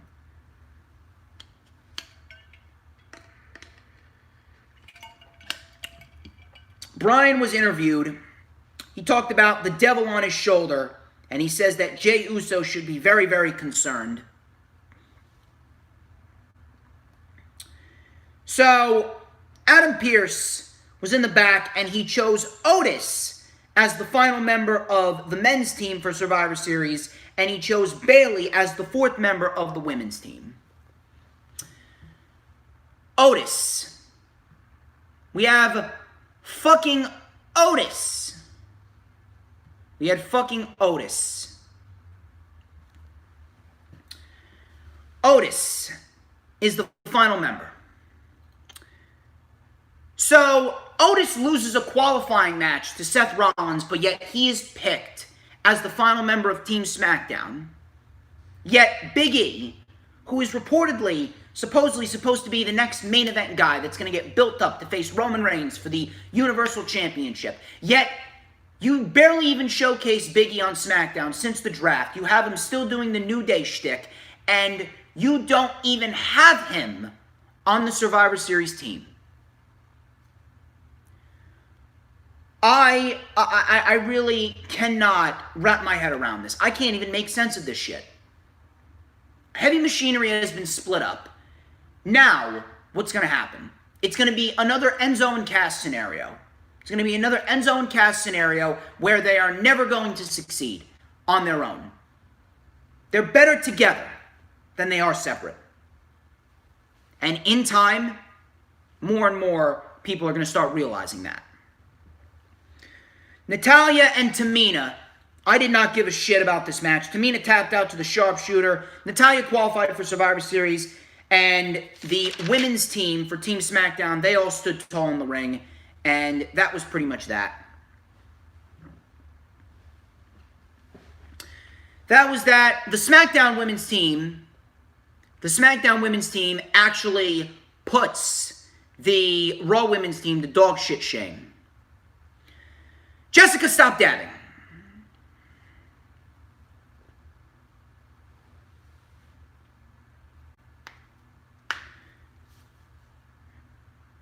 So, we had Drew McIntyre and Roman Reigns. They signed the Survivor Series contract.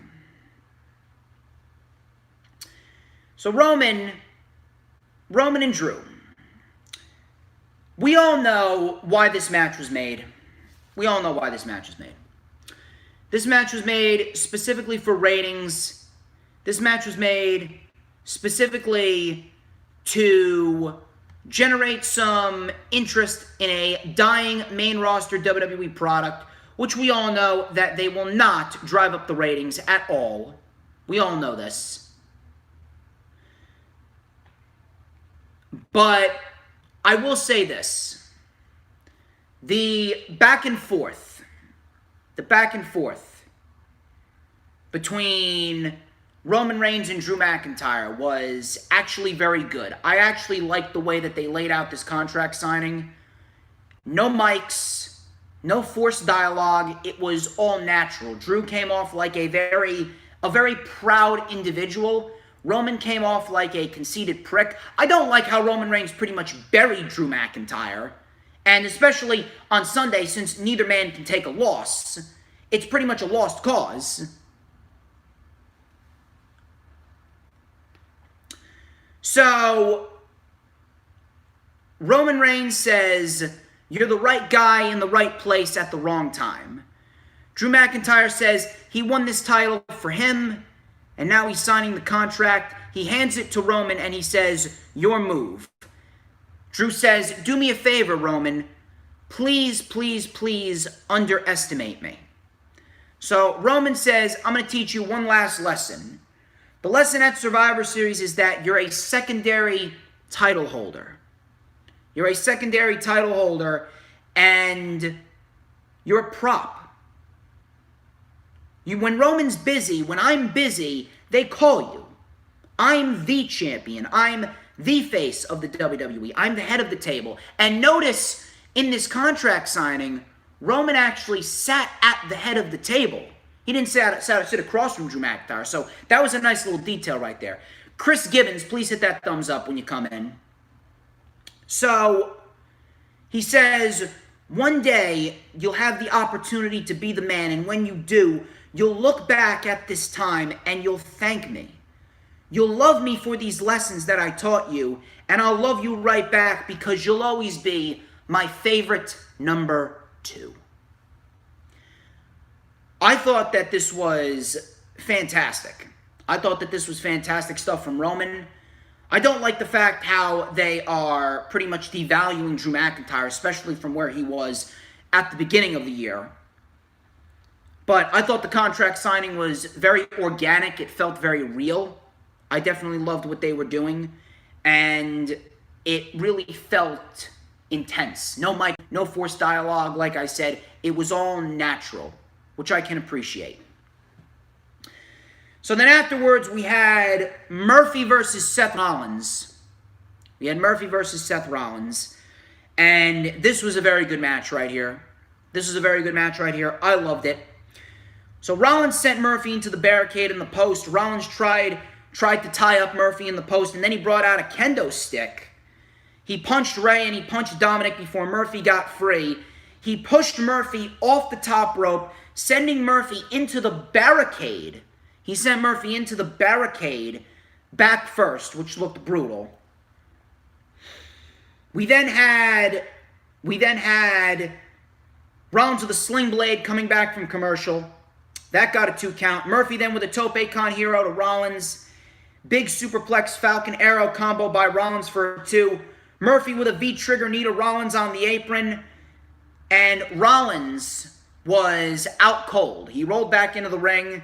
Murphy was trying to climb back in the ring, and we had a stomp off the middle rope. Murphy sold the shit out of it. And then we got Murphy putting his foot on the rope before the count of 3. Rollins then hit a buckle bomb, but Murphy came back with 2 V-triggers and Murphy's Law for the win. This was a very good match right here, and yes, Murphy won clean. This match only further proved my point that Murphy and Rollins should have been the program coming out of Payback, and this should have been the match at Hell in a Cell. Very good match right here. Murphy goes over clean. Absolutely the right decision. Now it's time that you build up Murphy to face off against Sami Zayn for the Intercontinental title. Do I have any faith that they're going to do that? No, I don't. No, I don't.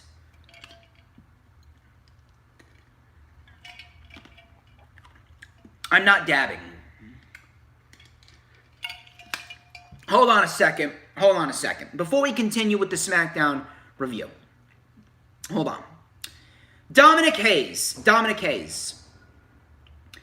I saw a comment. Here we go.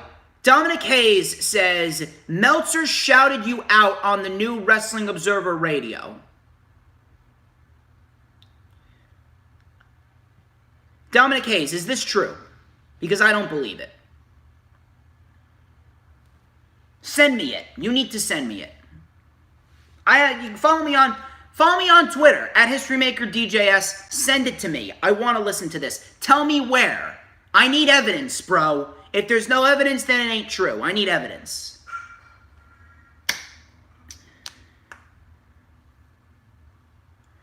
All right, if I give you a dab, then what do I get in return? What do I get in return?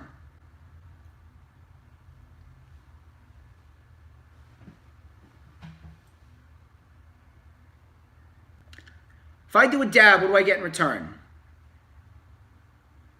You're going to give me a hug regardless when we meet, Danielle, so...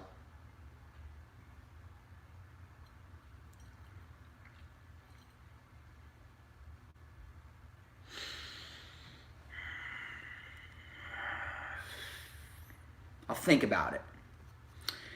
So Sasha Banks came out, Asuka came out as well, and Cole talked about how the rivalry began in the summer. Asuka did Road Dogg's impersonation. Yes, she did a Road Dogg impersonation. Oh, you didn't know? Your ass better call somebody. Then we had Sasha saying that she's the best of the best. Asuka then did John Cena's You Can't See Me impersonation. Before Carmella came out, she attacked Sasha, and Asuka just let it happen. Then she super kicked Sasha while Sasha was in the Tree of Woe.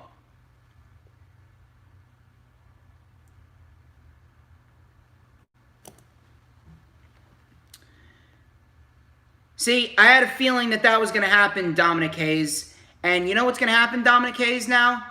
Dominic Hayes, your ass is going to get blocked. Your ass is going to get blocked because you are an absolute fucking cocksucker. Your ass is going to get blocked and reported.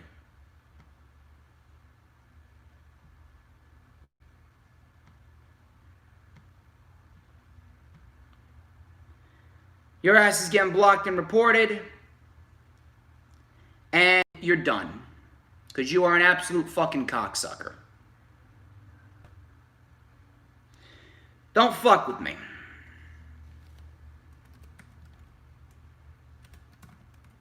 One second.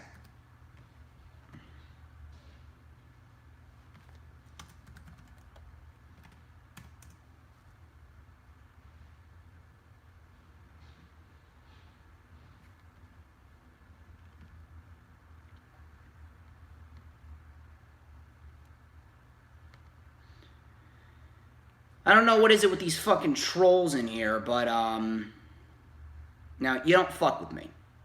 You don't. You don't fuck with me. So, you are an absolute fucking asshole. Do not fuck with me. Don't you ever.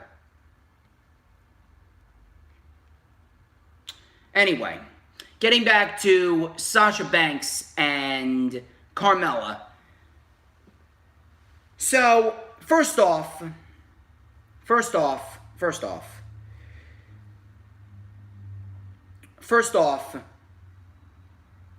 this version of Asuka is fucking terrible. I don't know what the fuck they're going for with this current version of Asuka, but where she was a year ago versus where she is now, and I'm talking about as a character. As a character, Asuka is an absolute fucking embarrassment as a character. I don't know what the fuck she's doing, but she's dancing and she's doing all these impersonations. It's fucking embarrassing. It really is. I don't know what the fuck's the point of it, but this shit needs to end. That shit needs to end, and it needs to stop, period. Period. As far as Carmella goes, 3 weeks in a row, Carmella has done this to Sasha. There's been no promo, there has been no explanation, there's been no progression as to why this is happening. So at the end of the day, why is anyone supposed to care about the inevitable match between these two? Never mind the fact that Carmella doesn't even deserve a SmackDown Women's title opportunity. Why is anyone supposed to care? Carmella has done nothing to earn a title opportunity, and number two, the fact that the fact that she has done nothing but attack Sasha. It's pretty much the same shit as Lana. It's pretty much the same shit as Lana going through a table every single week. You're having Carmella attack Sasha Banks every single week with no explanation, no promo, no nothing. We need something of substance, or else why should anyone care? Who am I fucking kidding? It's the WWE product. No one fucking cares. And then in the main event, we had Daniel Bryan and Jey Uso, which was a great match. Decent wrestling that we got in the second hour. So Bryan came out hot with some aggressive kicks. Big suicide dive. Jey Uso then back body dropped Bryan through the announce table. Jey Uso was in control, coming back from commercial. He kept the aggression on Bryan. Jey with a superplex for a 2. Bryan then came back with a superplex on Jey, a back superplex on Jey. We had the yes kicks connecting. He then stomped on Jey's head. We had 3 super kicks to Bryan by Jey, and then Bryan reversed the splash into a roll-up for the win, and that was it. That was your SmackDown go-home show. Very lackluster, very uneventful. And ladies and gentlemen, that wraps up the Lightning Flash update. It is almost 4 p.m. Eastern Time. We had to suffer through a couple of trolls in the chat. We had to suffer through a couple of assholes in the chat. And here's what we're going to do. We are going to be blocking. We are going to be blocking a lot of people. Well, 2 people specifically. We're going to be blocking a couple of people.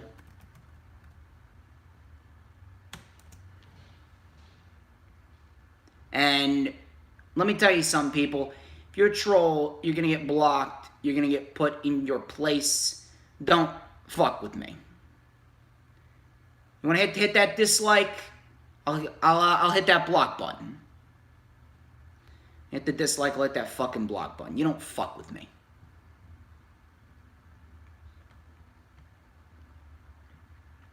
You absolutely, positively do not. But anyway, we got about 3 minutes. Any questions? You want to see a dab? You don't get on my bad side. You don't ever get on my bad side, Danielle. No one should get on my bad side, because if you get on my bad side, you're going to get put in your place.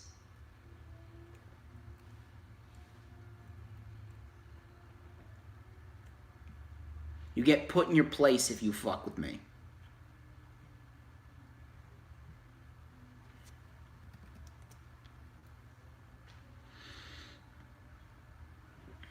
Alright, fine.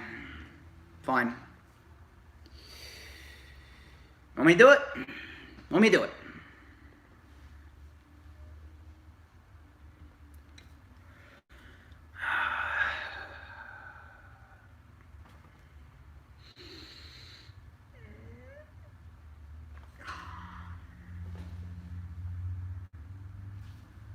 Happy? Are you happy?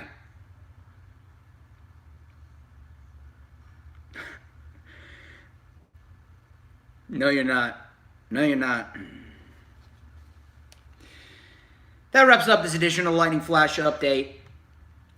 Jess, I'm still waiting for you to text me. Still waiting for you to text me, but that's a different story for a different time. You guys, keep it real. Yeah, the crowd's going crazy now. Crowd's going crazy now. You are not going to Twitter that to me, Danielle.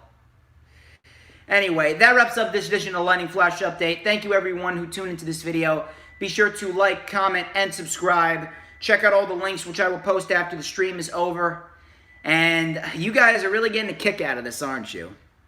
You guys are really getting a kick out of this, aren't you? You can't help but get a kick out of it, can you? You just can't help but get a kick out of it. Anyway, you guys have an awesome weekend. I'll be tweeting live for Survivor Series tomorrow, and the rewind will be up Monday morning. Monday morning. You're going to wake up right Wake Up Right with DJ Storms. The Rewind for Survivor Series is tomorrow morning, and I will catch you guys live tomorrow tweeting for WWE Survivor Series. You guys have an awesome Saturday. I'm going to go, and I'm going to eat some Italian food for dinner. Keep it real. You're welcome for the dab, by the way. And since it's fitting that I have this shirt on, I'm going to do Kenny Omega's outro. A goodbye, mwah, and good night, bang. Peace out.